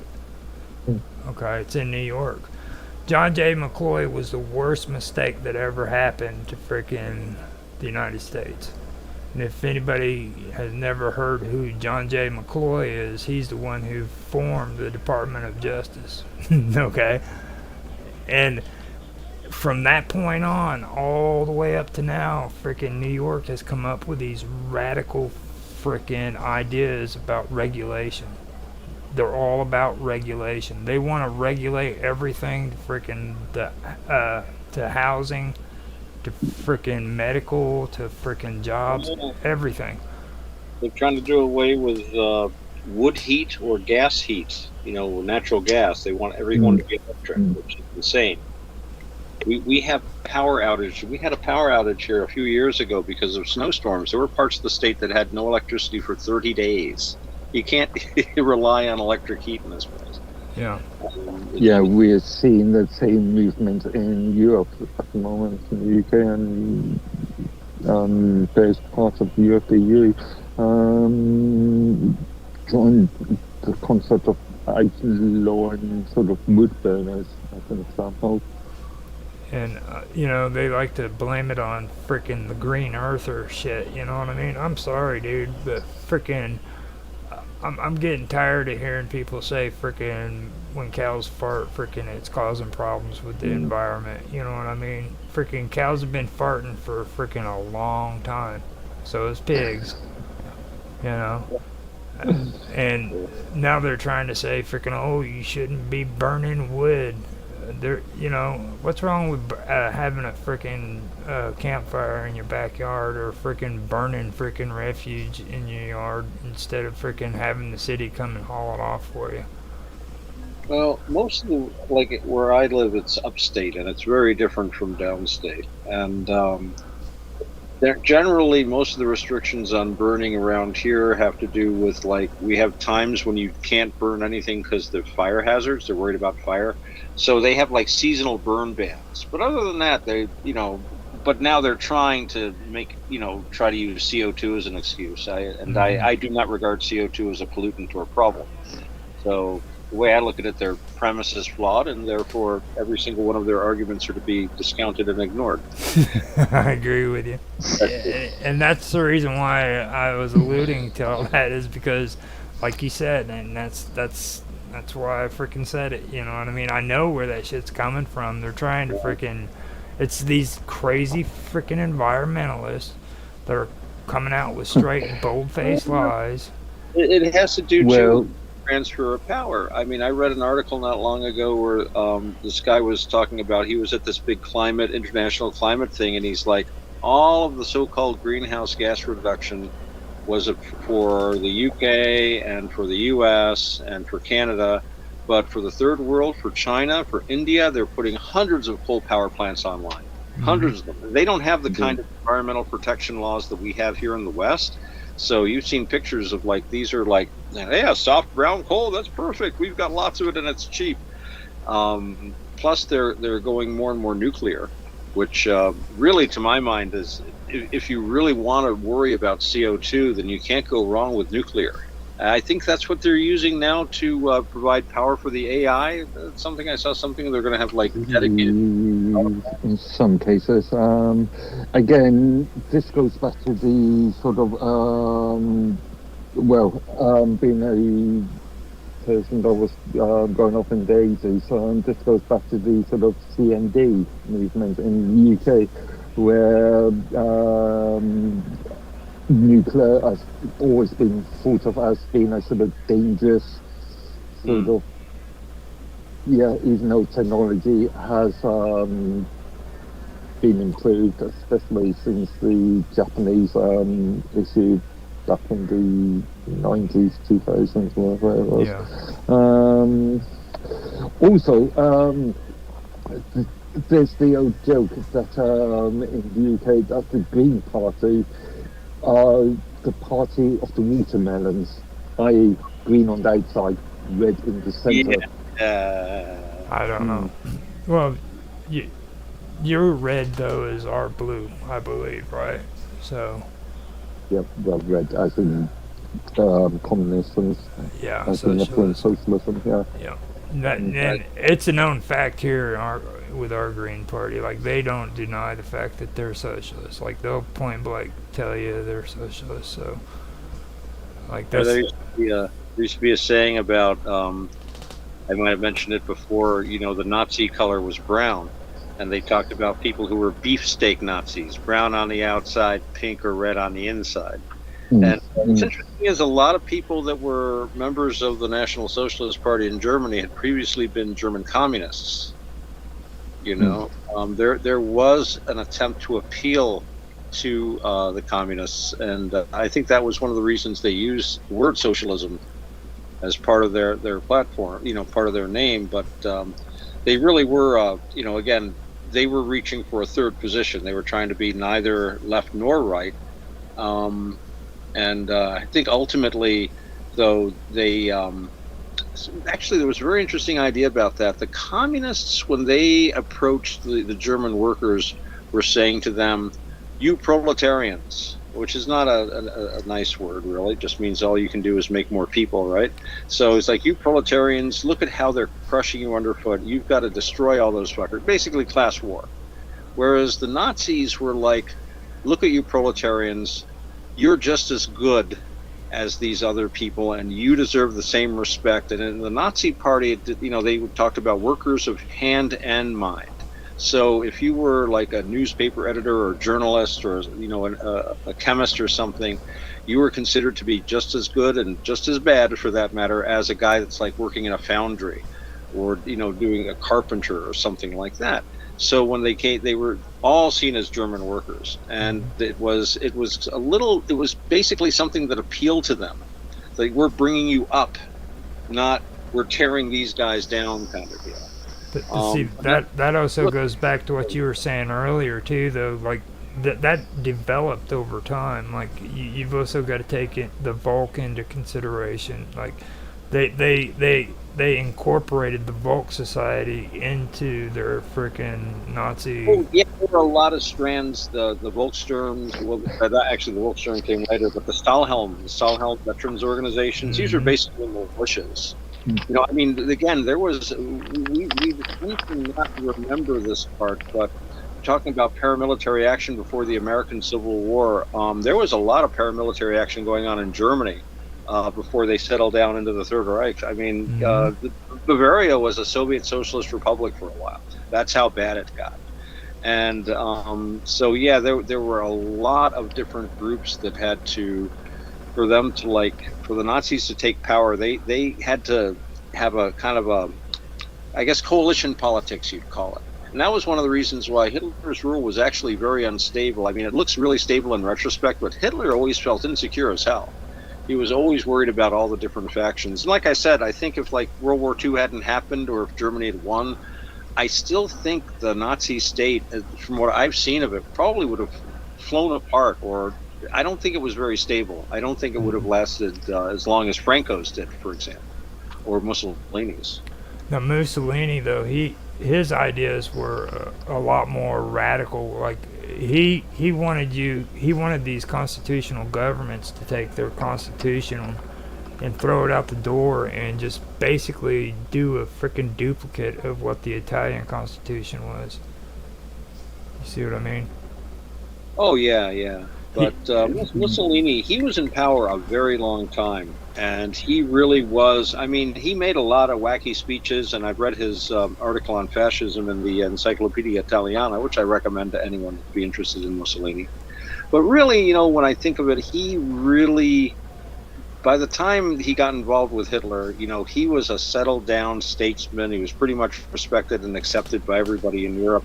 He'd had you know, those foreign adventures in Ethiopia, which weren't such, I don't think, a good idea, but, you know, he seems to think they were a good idea. But anyway, I mean, he was pretty much settled down. His government was very stable. I mean, if World War II would never have happened, there'd be you know, they'd still have the king in Italy, and there'd still be probably a fascist prime minister. Because really, that's all he basically retained the Italian government. They'd had the king all through it. It was still like the Royal Navy or whatever they called it. And one imagines Mosley had the same idea as happening in Britain, which never, you know, they threw him right in jail. But yeah, so yeah, these guys were really stable, but Hitler was really the unstable one. He was really the guy. You know, you can look at all the other fascist leaders. You know, Franco, yeah, I got Spain. You know, I got Italy, and here comes Italy. Jesus, fuck, you're invading Czechoslovakia. What the hell do you think you're doing? Oh my God, now Russia? Jesus, fuck. Now you got the Brits bombing us? Oh my God. It was out of control. This guy was out of control. Illuminati finally showed up for our chat. One of them, he said, "What's that?" I don't know if you guys interesting point about Germany's World War II. If it wasn't for Germany invading Poland, the Brits may never actually join World War II. And I always argue that Germany's biggest mistake was the destruction of the Russian-German pact in 1941. The Wissensdorf, country, that's that one. Now, with England, you got to also take into consideration Churchill. Okay, Churchill made a really, really profound speech at the end of World War II, which a lot of people don't catch. And he said it didn't matter if it was Adolf Hitler who was in power or another German, another German. That war was bound to happen. Okay, so there was a lot of things that were going on there, and a lot of what happened in World War II actually involved a lot of things that were unresolved in World War I that a lot of people don't realize. You know what I'm saying? There was a lot of bad blood that was going on there, and it wasn't just Germany that was involved or the Weimar Republic. Okay, it was also things that the French did, the things that England did. They were applying force on the German people and causing them to freaking live basically in depression, below poverty, believe it or not, because freaking they wanted reparations from the First World War. And like France literally went in and occupied German territory and forced them to freaking work so that they could get their money. And you don't hear about that in history books. See? Arguably, World War One was due to a sort of I don't know how I'd say guilt complex. Disgruntled Germany, or by that time a unified Germany, disgruntled unified Germany for what France did during the Napoleonic Wars. Yeah, and see, Germany always Obviously, they wanted the obviously, reunify. during the Napoleonic Wars, Germany wasn't a unified country. It was only unified in 1872, I think. I think what Napoleon put together, the Confederation of the Rhine, but up to before that, it was like 800 or something. Nobody could tell how many countries. I had a history professor once who said nobody knows because, like, you would get married and suddenly it'd be one country, and then you'd have a kid, and then you'd give him part of your country, so you'd have two countries there, and each one was sovereign. But there were literally hundreds of little countries, and I think Confederacy of the Rhine was what, like 100 or something. There was a lot. But something like that, yeah. And but the one thing that Hitler wanted that he couldn't have was the reunification of Hungary and Germany. That was the one thing he wanted, and Hungary didn't even want to be reunified. That's why they assassinated. Are you his more talking about the Austria? Austria, Hungary, yeah. Austria. In Austria. World War I. It was Austria. Did you hear that, Mark? Yeah. It was Austria. Yeah. But that's what it was. They wanted to reunify it, and the country of Austria, Hungary, whatever they didn't want that. Okay. And that's why Adolf Hitler actually had freaking the SS in that country assassinate him. He was going to go to Mussolini. He was going to go to Mussolini and freaking make an arrangement with freaking Italy as long as freaking he didn't have to freaking unify with Germany. So, there is no actual proof of, there's no actual proof of Germany's involvement in the assassination. But yeah. As far as I'm aware. Yeah. Even though it was the SS in that country that committed the freaking crime, dude. Like, it wouldn't be the SS because the SS would be created a lot later. Freaking, it was freaking the SS, dude. They even said it. They had a political movement SS is a World War II thing. We're talking about the move of in World War I. The SS didn't even exist up until 1920, after the removal of the brown shirts. Now, actually, not to change the subject too much, but getting back to what Mark was saying about, you really thought that the non-aggression pact between the Soviets, Germans, that they signed, what was it, 41? Yeah, it was meant to last 10 years. Yeah, the pact lasted a year with that. You really think that was a mistake on Germany's part? Yeah. After all, Napoleon demonstrated that you shouldn't go into Russia because that will create a long drawn-out war where people just froze to death. You cannot sustain a long drawn-out war against Russia using ground troops because of the river conditions. There's right. There's the old theory. There is the old theory. Okay. Right, there is the old theory about always having wars in the summer and spring. Right. But you also have to take into consideration there was a reason why they had that pact in the first place. Now, during the time that or just before the war, they were not allowed to build military equipment. Germany was restricted. They could not do it. So instead, what they did is they created that pact and they started building their military weapons in Russia. Okay? Under freaking the guys, you know what I mean? People didn't know this this Oh yeah, they were cooperating with the Soviets. Yeah, before they. so that they could do that, so they could build that military, and then whenever they decided to freaking go into action, that's when they decided to freaking break ties with them.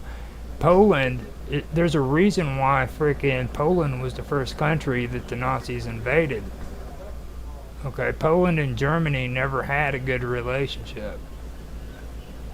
Never. Well, he kind of annexed the Sudetenland before that, I thought, but no, Yeah. about the Russian. Right, No, I misunderstood. I thought you were saying that the pact itself was a mistake.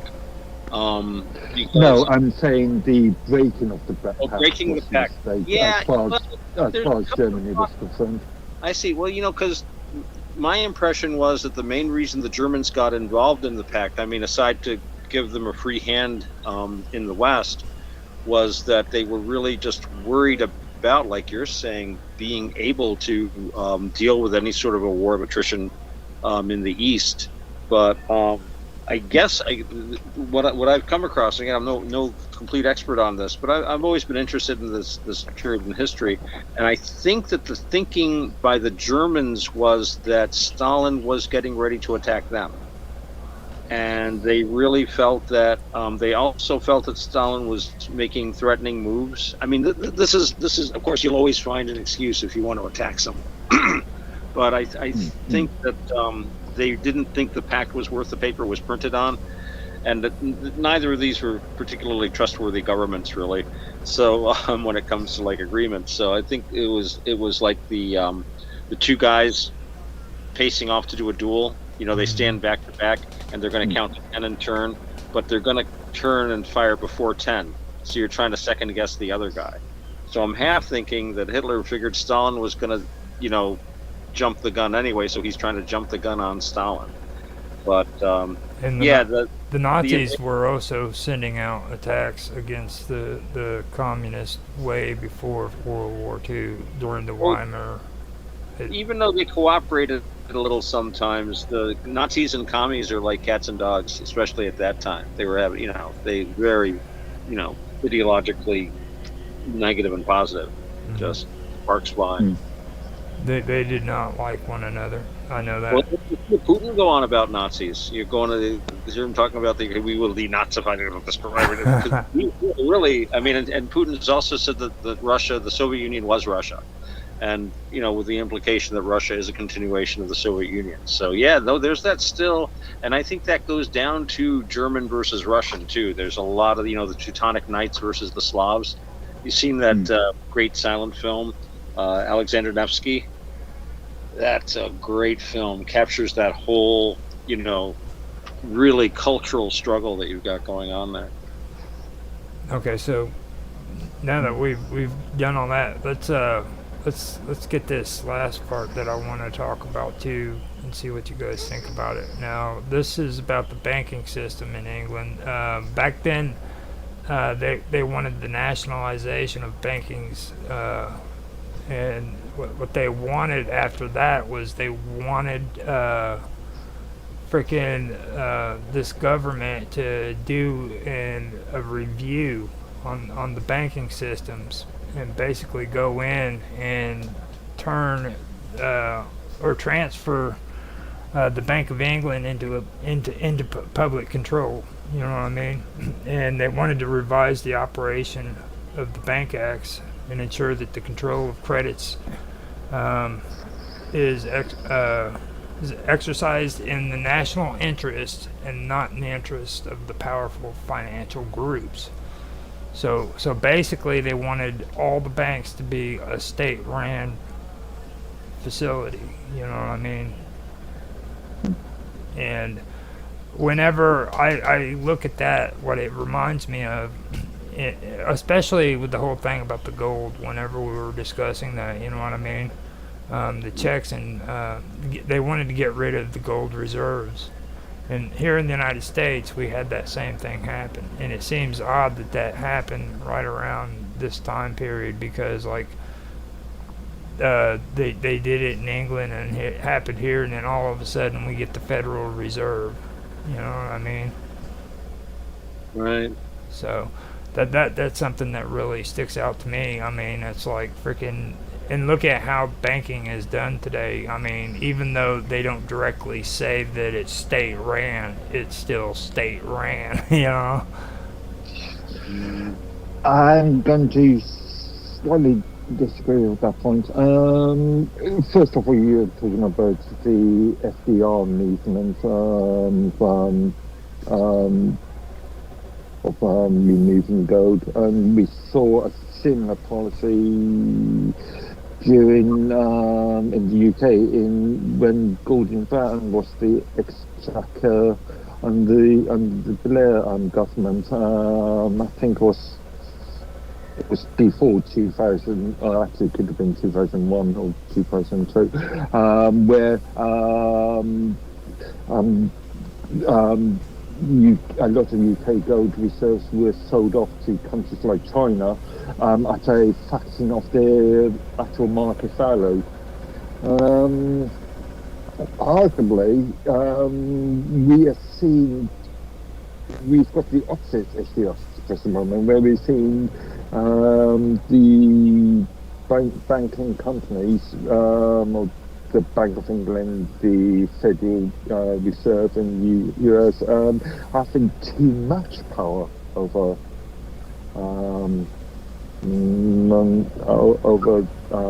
price of money and over the distribution of money. Now, exactly when did you guys get taken off of the gold standard, though? See, that's what's really important. That's what's really important. You know, I mean, like 2000 is nothing. Like, when did they take you off the golden standard? The gold standard for us was well, back during that was the whole time with freaking FDR, FDR, back in the 50s, yeah. So, you know, and that's what stuck out to me whenever they were talking about that, and they were talking about the nationalization of banking and changing the economic policy to where freaking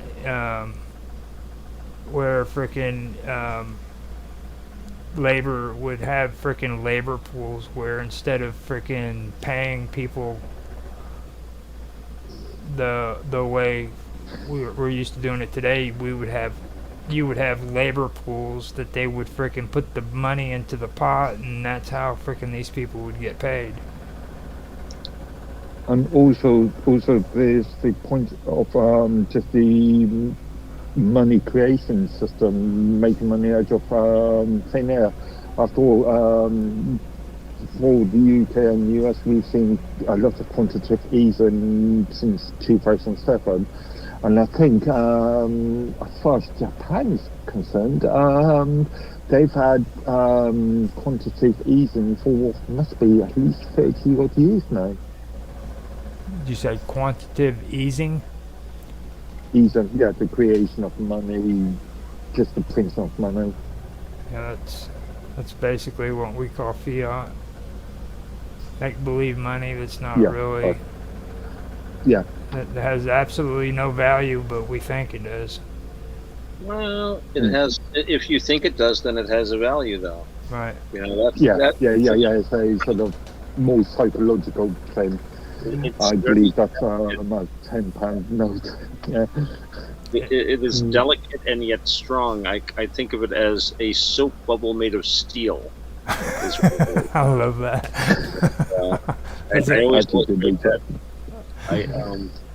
I posted on my timeline. There's a wonderful scene from the movie Cartoon. I don't know if you gentlemen have seen that. Great movie with Charlton Heston. Mm-hmm. And it's interesting because the Mahdists, the followers of the Mahdi, are basically ISIS. I mean, it's the same. I believe it's the same ideology. But so they've been around for a long time. But there's this great scene at the very end of the film where I always say it's a wonderful example of moral authority. He just stands at the top of the staircase, and all the tribesmen are there. They got their spears and their guns, and he shows up, and they just all fall silent, just by his presence. And he just walks slowly down the stairs, and they all back off until, of course, the moment is broken and someone sticks a spear in them. That's what I mean. It's very delicate. It's very strong, but very delicate. fiat currency is sort of like that. It can do wonders to keep an economy in motion, because really, on a certain level, as long as the money keeps moving around, there's prosperity. It's basically a ticket to move commodities around. But it's like running down a hill. If you run too fast or too far, you suddenly become too aware of what you're doing, you'll trip and fall, and it'll become a tumble. And you might wind up with a broken neck at the bottom, like they were doing in Weimar Germany with a wheelbarrow full of money. Exactly, and but also that goes back. It also raises the. That goes back to the consumerism part about consume. You see what I mean? And that's something that's the only thing I wanted to mention right there. Like, and they're saying this shit in 1924, man. Well, yeah, they were very aware. They were very frightened of oversupply, underconsumption. That was seen as, like I say, I have a feeling they thought that could easily become as much of a cycle as a prosperity cycle. So, yeah, they were always fearful of their oversupply and underconsumption. And like relate that to today too, though. Like now, it's become what they're thinking of as a solution has become our problem. Oh yeah, that's how it always works. Yeah. Just looking at this from a different point of view, this is why I'm so into the sort of right to repair movements. We see in the computer phone industry, companies like Apple is producing the latest, newest phones, as an example, and I'm expecting you to get the latest this year's thing, without the concept of actually repairing your old phones or making do with your old devices. And yeah, it's the sort of bizarre sort of consumerism. That's the thing I have an issue about with the consumerism stuff, because like freaking it is becoming a problem, you know, and it's like everybody thinks that consume is the best way to do things, and they're saying, oh, you can't have a good Christmas if you don't go out and spend money, because it's going to hurt the economy. Yeah. I mean, they're literally selling that bullshit to the freaking public. Like, oh, you need to help the economy. Go out and buy shit for Christmas. It does help the economy, but you know, I think it comes down to as well. I mean, this has been pushed for a long time. Somewhere I've got a Christmas album by I forget, I think it was Spike Milligan, but like these comedians, and that was the whole point of the album. And this was like from the early '60s about them just pushing the consumerism. People are aware of this, and for like, you know, I mean, and here we are, all of us rejecting that consumerism, but at the same time, it is sort of a symptom of the sort of society that we've set up and developed. And again, I don't think it's necessary to posit any sort of a conspiracy. I have a little saying: cupidity and stupidity do more than conspiracy to drive the course of human history. And as you know, they discovered things such as the stupider you make a TV show, the more people will watch it. And the more people that watch your TV show that see your ad will buy your stuff, and therefore you can sell ads on stupid TV shows for a lot of money. Combined with the fact that TV has an amazing influence on the human mind, well, again, this is what leads to stuff like this. And one of the messages pushed is consumerism. Don't you want a new car? Don't you want this? It's that whole idea of, you know, you consume the symbol and you take on its power. This is in Buddhism, we call this a becoming. It's simply a little fantasy we go into. And when we see that glass of beer or that hat or that particular car, we're no longer looking at that. We're looking at all of the things that have been suggested to us by the adverts and by the way people regard this. The other people that have seen the adverts, they think it'd be really cool to have a BMW too, you know. Mm-hmm. So you're not only impressed with yourself, but you're impressing the people that are also impressed with those commercials. And so again, it's not only that, but in the UK there's this expression of keeping up with the Joneses. Yes. So keeping up with your next door neighbour. Your next door neighbour's bought this new car, therefore you've got to keep up appearances. No, keep it in focus here too. We're talking about things that are being mentioned about socialism in England. Okay, this has nothing to do with frickin' capitalism. It has nothing to do. This has to do. Everything we've just been discussing has to do with socialism. Okay. And but if you talk to people about this stuff, they don't relate that to socialism. But that's exactly what it is. This is socialism that's taking place. Okay, Black Friday, consume, freaking, gotta have more. Keeping up with the freaking Benjamins or the Joneses. You know what I mean? Benjamins, though, that's good too. I like that. Yeah. You know, Mr. Smith, Mr. Floyd. All of this is socialism. One thing that I find interesting is things like Black Friday has always been a US concept. It wasn't up to, I don't know, 25, 30 odd years ago that this sort of idea didn't actually come into the UK. We had it, but it wasn't big until just recently. Like, I mean, part of it, it's a spectacle. People do it because it's like pro football, only you get to be part of it. I mean, part of it is it's a comment on itself at this point. You know, I'm not saying the entire phenomenon is media driven, but really, if you really want to get a deal on something, I mean, this is like the day after Thanksgiving. It started when there were a few very high end products that were not going to be available.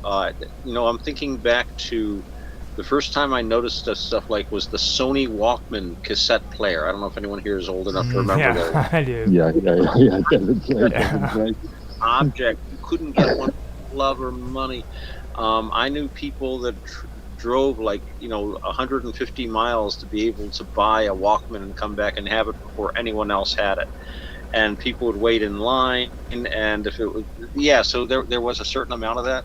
But really, I see those Black Friday videos, and those people are going there knowing what's going to happen. They're going there; it's like a giant mosh pit, you know. I mean, yeah. And I mean, sane people don't go out to that; they just watch it, and then they all point fingers and look at those guys. But again, it's almost like it has as much cachet as pro football, only you get to be in it. And you know, I really think that they really enjoy it. I think. Yes, sir. Also, being a bit controversial, a lot of people don't actually know how to buy.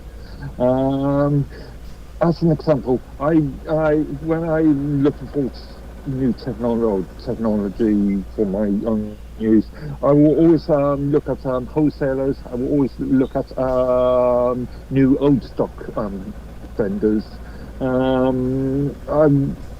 They rarely actually buy equipment from so-called high street chains, and a lot of people would just see, this high street chain is sending this latest TV, therefore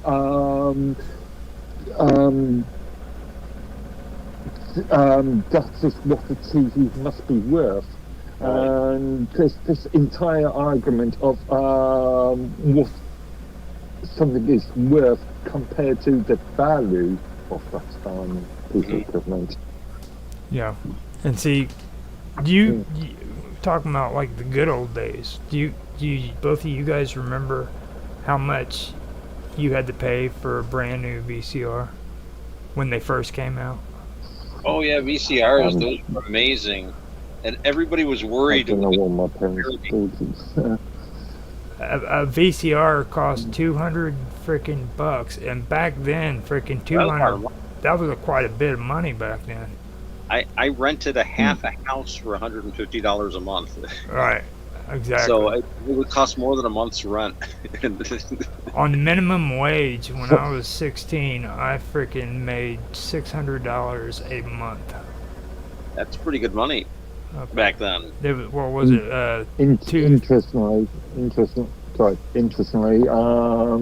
I was reading a report not that long ago, saying that it's only just been extremely recently, within the last 5-6 years, that nobody's manufacturing VCRs anymore. Oh wow. Yeah. Well, we have that one Yeah. place that they've got this advertisement on TV where frickin' they can make them for you, but you have to call them up and they'll Yeah, it's more specialist niche right. sort of market, but I forgot the name of them. Cottage industry.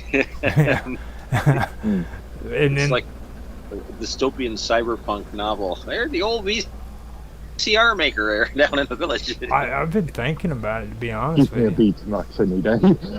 I've been thinking about it after I found out how VCRs are, like, a lot of people. We were talking about this on Tech Talk the other night, but like VCR tapes, the reason why they wanted to phase them out was because they can't freaking be monitored on the internet. Like the style of the tape is freaking doesn't have a code on it that can be picked up by freaking streaming, so they can't get you for copyright infringement. Ah. So I can take a Also, VCR and little bit record. from a very niche market that I remember back in the early to mid-90s was the use of VCRs as a data storage mechanism for things like backups. Yeah. Ah. And see, like Again, very niche. I can plug a VCR in, record a freaking TV show, take that VCR tape, convert it to freaking video, and they can't track it. It's a clean video. Huh. That's crazy, isn't it? I don't know. I am not a tech guy. It's weird how that is, but I actually found that out. I do remember VHS and Betamax, and I remember that Betamax was actually the superior system, but they wouldn't license it. They kept it proprietary, and so as a result, it never really got built very much.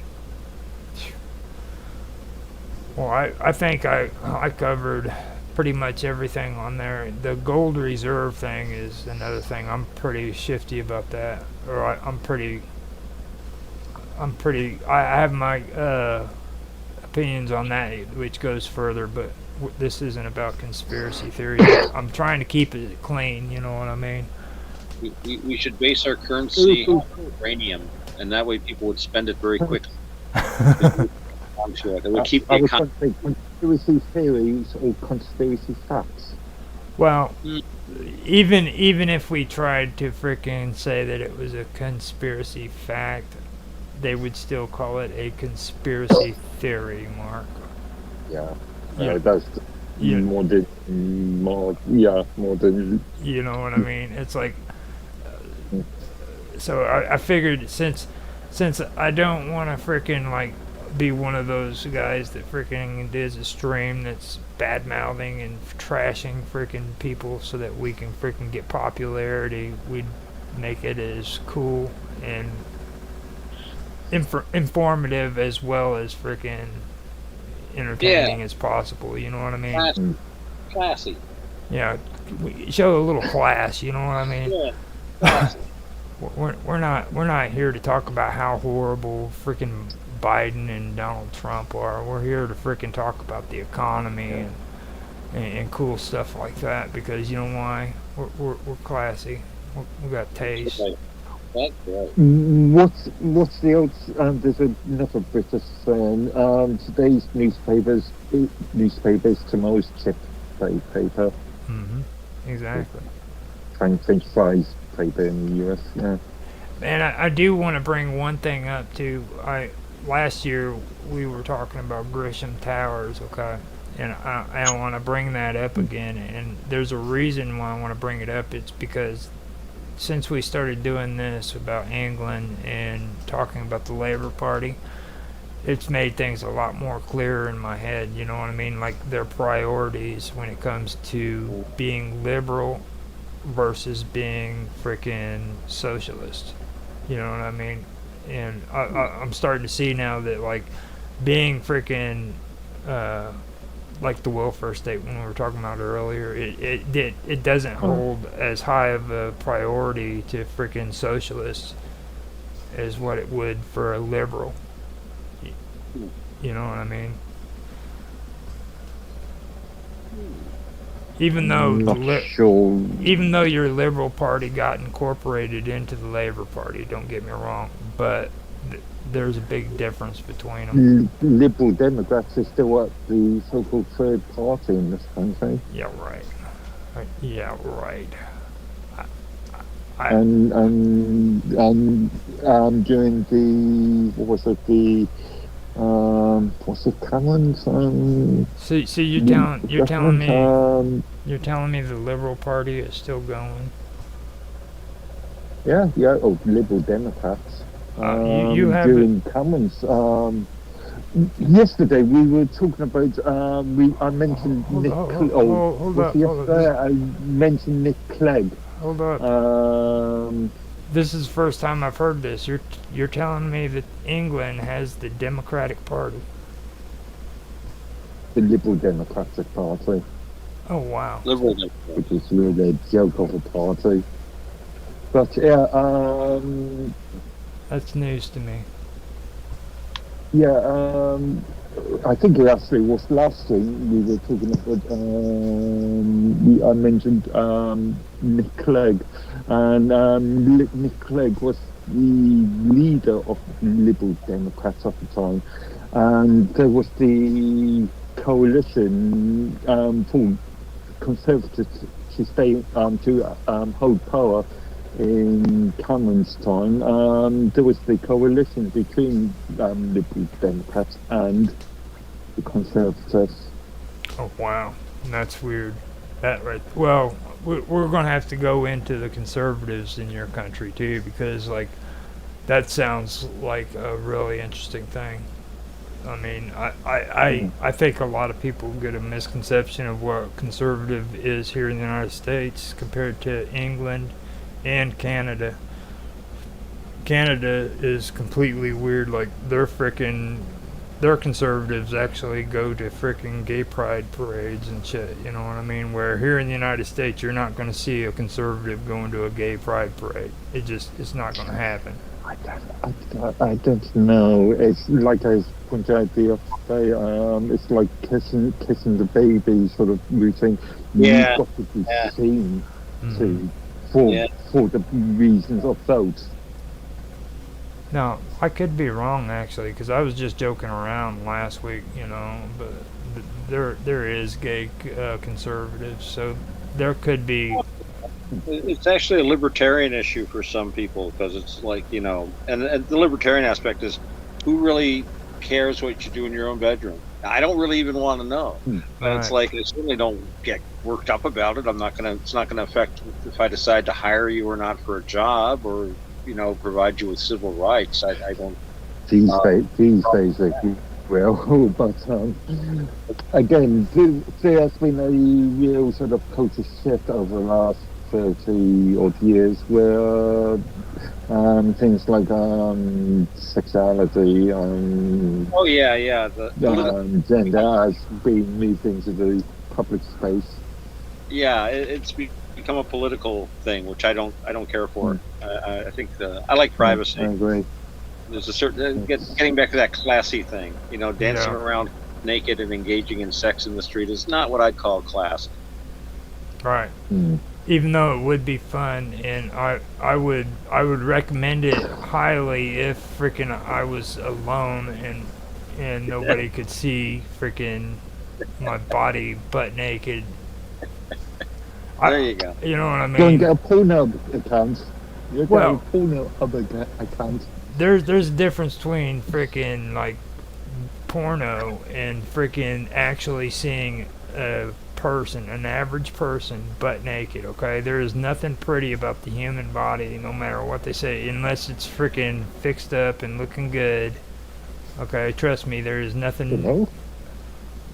Dude, I'm just telling you, you know, freaking, especially like people are talking about going to nude beaches and stuff. You don't want to go to a nude beach. Okay, there's going to be a lot of stuff you don't want to see at a nude beach. I've been to clothing optional campsites and stuff like that, and you just have to go with the philosophy of the people there are not taking their clothes off so that you can look at them. They're taking their clothes off because they don't want to wear any clothes. So, in my experience, nobody really spends much time looking at each other anyway. I did enjoy the co-ed showers. That was pretty good. They had like segregated showers if you want to take a little walk, but no way I was walking 20 yards to take a shower with a bunch of guys. I went and showered with the girls. I felt more comfortable with them. Well, according to Bob Dub, we have been having technical issues, but it's been off and on. It's been coming back and forth. So the good thing is, That's just on Rumble. the good thing is though is this is being recorded, so Right. we do have it backed up and everything. I'm going to go ahead and bring it to an end if you guys don't have anything else you want to say. So it's up to you guys. You guys want to say something else? I'm okay. I'm fine also. Yeah, I think we had a pretty good conversation too. You know, I mean, we really did. I don't care if anybody got to see it or not. Bob Dub, poor Bob Dub, she's in chat. She should have come in here and hung out with us, and she could have listened to us in freaking chat. But she said, no, I don't want to do that. I want to just sit on the chat and watch you guys on the Rumble, because I'm a girl. She had insomnia. I've had that too. I know. And it's because she respects us and only wants to be talking with us when she's at her best. Well, she didn't have to talk. She could have listened. Well, I'm sure she's been listening. Well, I'm saying she would have heard it better if she was in here with us and just. Oh wow! She'll hear it all when it's recorded. I'm glad she was able to stay awake long enough to hear us. I thought we'd put her to sleep. I was hoping it'd be a lullaby. She called me fancy pants. That's why I had to say all that stuff. She said, "Oh, fancy pants, Roger, you're so just fancy pants." See, she said she hasn't heard nothing and she should have fallen asleep. I figured my voice would have done that because that's what that does to women. It just kind of knocks them out. It's an amazing power you have. I know, it's a superpower is what it is. Like, yeah. I was saying that the other day, man. I was like, it's almost, it's a responsibility that I have to be careful about because, yeah, you know, like very few people have the abilities that I have when it comes to this voice. So you got a natural blues voice. You should like sing the blues. Got that. If I tried to sing, I would probably have a heart attack and die of freaking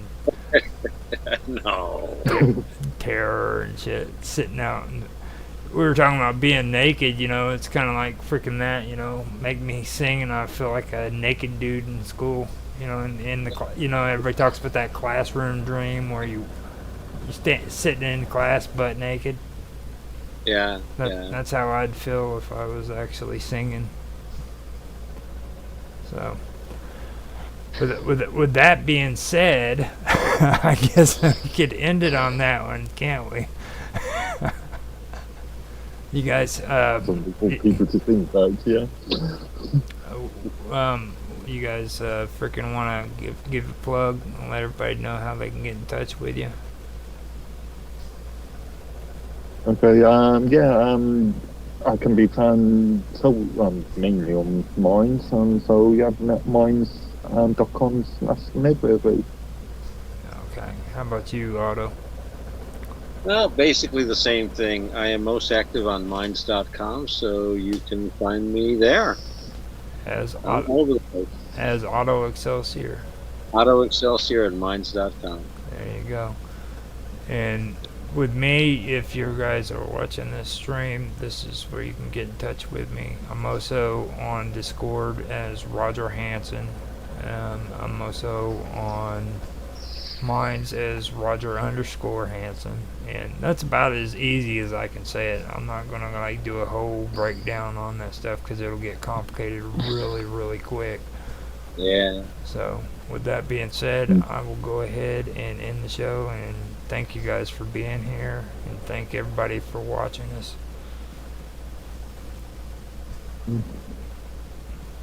That was actually a pretty good show. Yeah. We went over pretty much everything. Like, and I tried to keep. I don't know if there was some stuff that I freaking left out that I didn't hit, but I tried to keep all the stuff in my talking points that I knew that we were actually having conversations about. Well, there was a few points I wanted to cover, but in relation to the World War and the Ottoman Empire and stuff. But yeah. Well, we still can move forward on that too and talk about it, because like the Ottoman Empire and everything that goes into some more stuff. England had a lot to do on that, with a lot of that, and like with your Conservative Party, I think I'd almost have a good idea that we're going to be diving into a lot of extra stuff too there. Like Quite a wide range of the subjects. It's really odd because I know freaking about the Conservatives, but I didn't realize that they were just the Conservative Party. I want to go and check that out, because like maybe you guys are the ones who came up with the concept of conservative. Again, you'd love to have looked at the history of things like Whigs, the concept of Toryism, and also I would also suggest that you do some research on Labour post 91, 92, especially in relation to momentum and new Labour and the aftermath of Labour.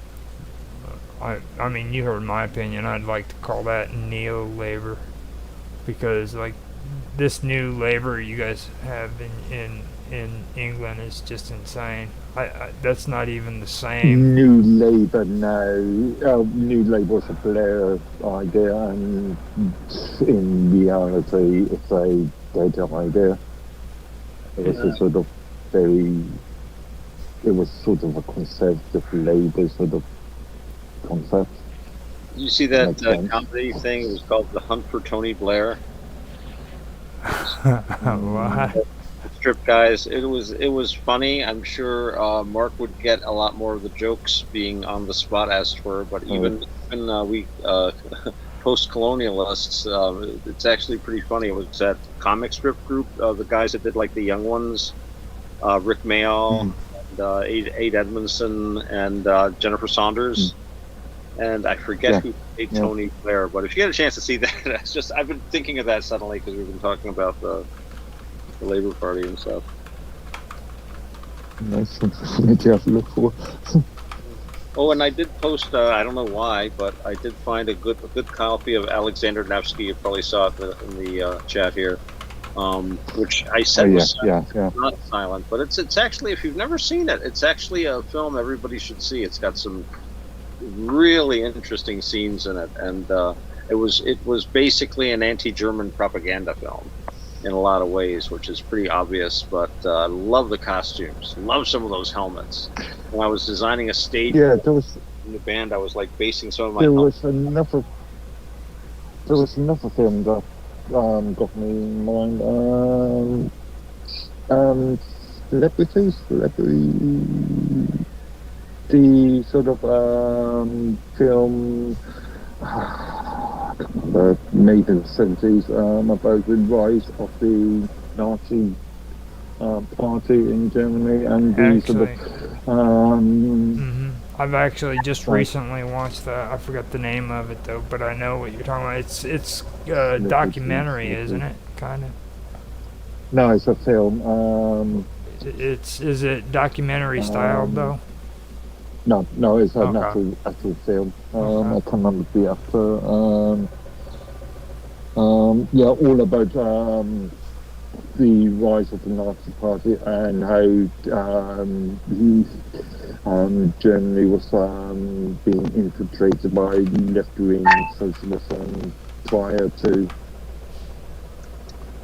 during the 20s or That's between kind of 1918 and that's what I was getting into right there when it come to post World War II. Like Nazis were a part of the groups that were sending out attack forces on against the communists to the east of Germany because they were afraid that they were trying to infiltrate the Weimar Republic and convert Germany into communism.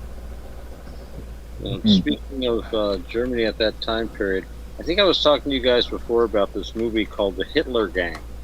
Came out in the 40s, and although a lot of it was very childish anti-German propaganda, a lot of it was actually a very, very accurate story of the early Nazi Party, especially its backers, which included the German army itself, along with certain German industrialists and bankers.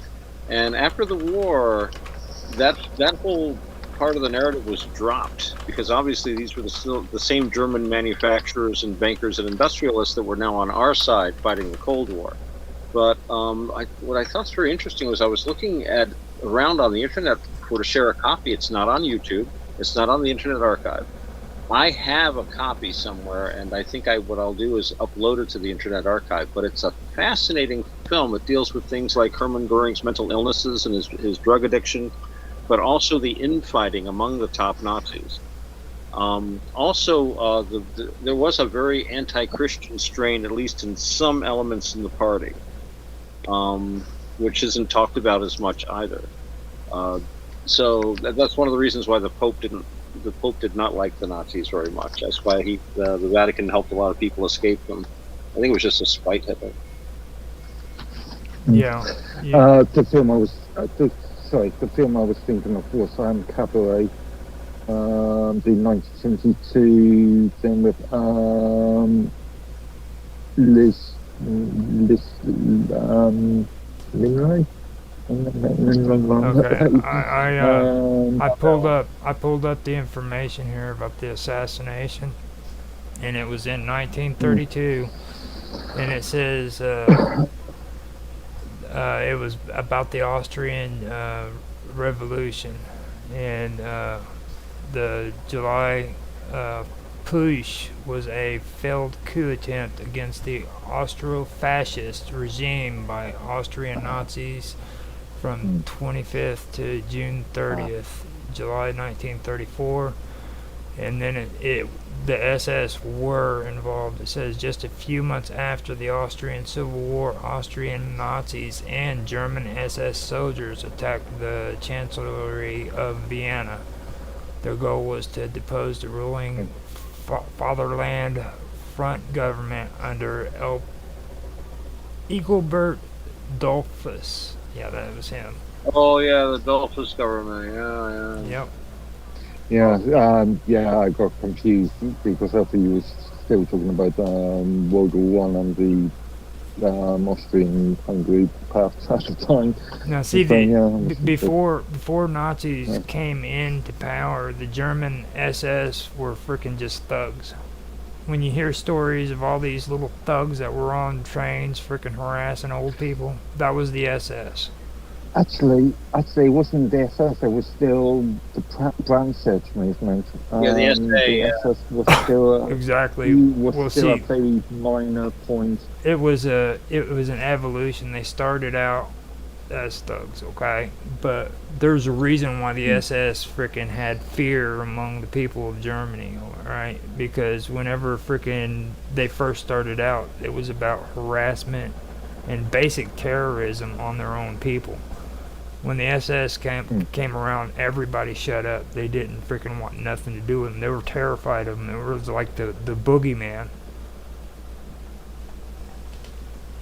You know, the SA, I think I was talking about this before, and one of the reasons they had the SS, well, the SS were originally just the bodyguard unit, but the SA really did kind of run wild sometimes. You know, I think Rome had like 1 million men, he claimed, under arms, and they weren't really, you know, he had been in the army. In fact, he was Hitler's former supervisor in the intelligence service, which is very interesting. But yeah, he had that 1 million men, but he was basically a militia guy. You know, he was a Stahlhelm and a partier.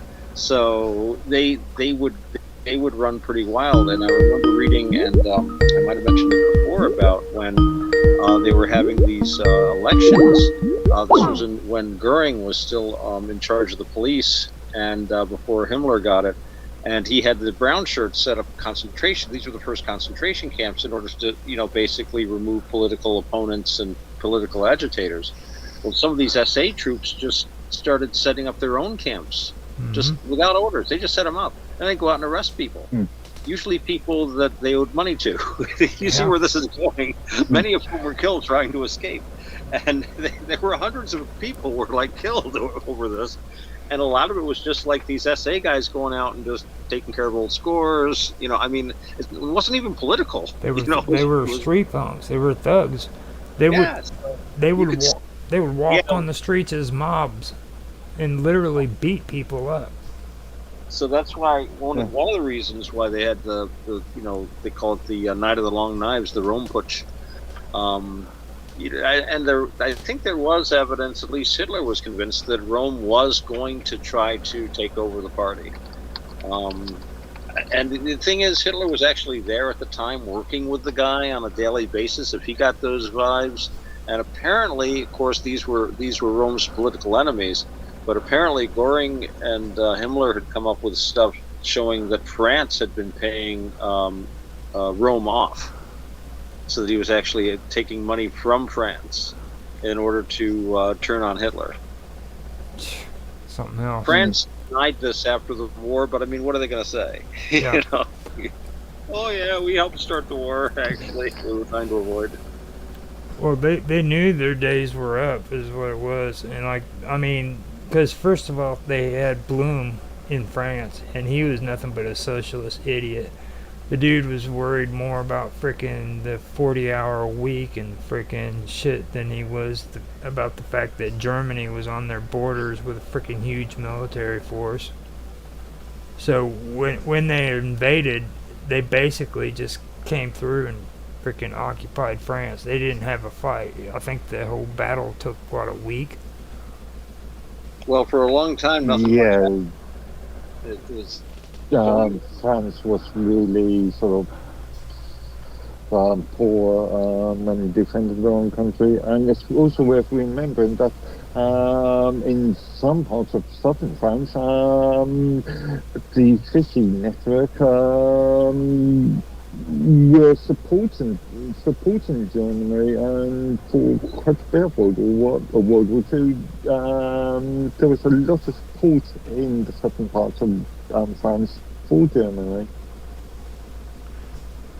Oh yeah.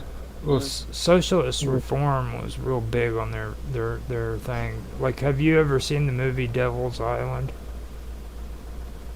I saw Papillon. The movie set on Devil's Island with Dustin Hoffman, was it? Oh God, no. I could probably pull it up, but Devil's Island is basically a true story that took place in France. And as a matter of fact, the guy who freaking played on Devil's Island, the original one, his freaking father was actually the guy that was prisoner on there. I believe it was. Was it Devil's Island? I believe it was. Isn't that the prison that they have over in England or in France? No, Devil's. I always think of Devil's Island as being Guyana. the prison in New York. Okay. No, New York. not We no. hear Sing Sing. Uh, Devil's Island is the um, penal colony of Cayenne, commonly known as Devil's Island. French penal. I'm reading Wikipedia. French Yeah. penal okay. that operated for 100 years, closed in 1953. French Guiana. Now, No idea what French Guiana is. Devil's Island movie. Oh, it's a tourist attraction. Devil's Island prison in French Guiana. And the movie that came out was in 1939. Devil's Island is a 1939 American prison film directed by William Clements and starring Boris Karloff. No. Cool. That One of sounds. the first talkies. That's the kind of movie I watch. Must have been. Must have been one of the first talkies in the US. Mm-hmm. Now, Bloom was one of the guys who freaking spoke out about this stuff because Devil's Island, that's where the whole anti-Semitism thing started up with the freaking French, because they were saying that Jews were being falsely accused of committing crimes and thrown in on Devil's Island and stuff, and that's where the whole socialist movement really kicked off big back then. And then they started worrying about socialist reforms with minimum wage and labor and things of that nature, and they didn't. Interestingly, from 1920 to 1925, 26, there was a when the Nazi Party was attacking Jews, the Jewish population, there was a outcry from the public, German public. German public didn't like that idea. It's only later that there was this sort of anti-Semitism thing that became a factor, as far as the public was concerned, anyway. They've got a lot of them. I can see why you got mixed up, because like there's a few of them on here. Gentlemen, I have to get going because I have to get up to work in the morning and have a few more things to do. It's been a total pleasure. Sorry I was a little late getting on here, but I'm busy with the summer now. Yeah. It's great that you was able to show up, man. I know you were getting ready to go back to work and everything. So. Well, I'm already back at work. I was at work today. And, so yeah, it's going to be hectic. So I'll be more catch as catch can, but I'll still do my best to have a presence here. Okay.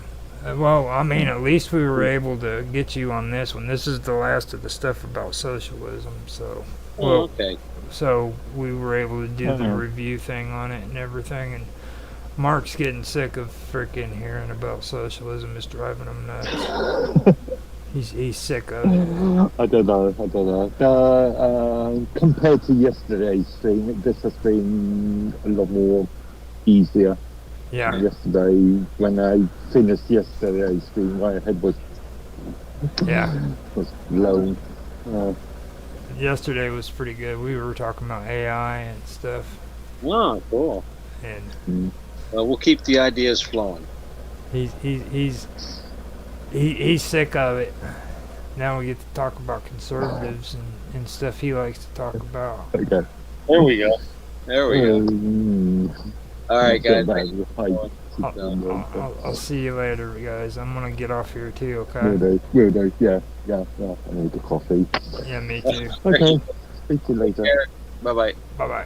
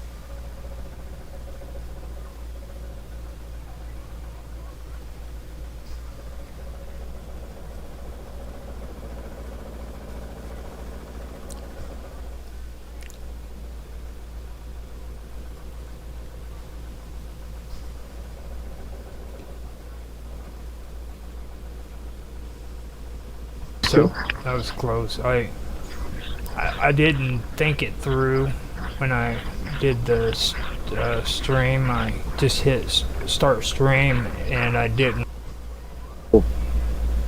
Yeah, even though technology has Not only want us to sell their country in our country, but then they were riding around on a Yamaha or a Suzuki. For our chat, one of them, he country that committed the freaking crime, dude. Like, it wouldn't be there, so album by more than and I don't these days, if you will. But I guess